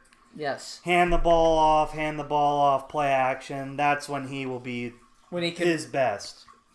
Fake it and kind of move around a little bit. Yeah. Yes. Yeah. And they did that the first year where they got to host the Packers in that playoff game. And the Packers kind of took away Ezekiel Elliott, so yeah. God, that game was a game for the ages. That fucking pass, Aaron Rodgers, rolling to his left, and just beautifully places it to a place where only the tight end can get it. The best thrower of the football in the game today. Ever. Yeah. He and Dan Marino are like up there. Dude, that Hail Mary his Hail Mary against the Cardinals in the playoffs was him going to the left. Yeah. Yeah. That was crazy. It is just he is the quarterback that he's not not only is he good at it, but when you watch him you think, God, he plays the quarterback position exactly the way a cool person would. Yes. Yeah. He looks like a badass when he plays. Like Tom Brady's a badass, but it's like he plays quarterback. Him and Peyton Manning are that's how a white guy would play quarterback. Yeah. That is a total, hey sir, how are you doing today? Exactly, yeah. Peyton Manning and Brady robots. Although, yeah, that Sunday night game, 3-4 years ago, I think it was, they're playing the Bears, and they're already kicking the Bears' ass, and it's at Lambeau, and it's a third down, in the early going of the second half, I want to say, and they're in the shotgun, and Aaron Rodgers, he walks up to go and change the play, and the center snaps it. And because Lambeau's fucking quiet. Oh, shit. He's like, no, fuck. And you hear it plain as day as he's running back for the ball. That's fucking great. Oh, fuck. God damn. Alright, I got nothing left, man. My windpipes are getting tired. So if you want to keep going. Nah. I think I'm good. 2 hours worth. Yeah, I guess in closing, I haven't written anything in the sports world. Just because I kind of like just talking about it more than I do writing about it. Yeah. That's it. It's more of a bullshit discussion, bullshit kind of thing. Yeah.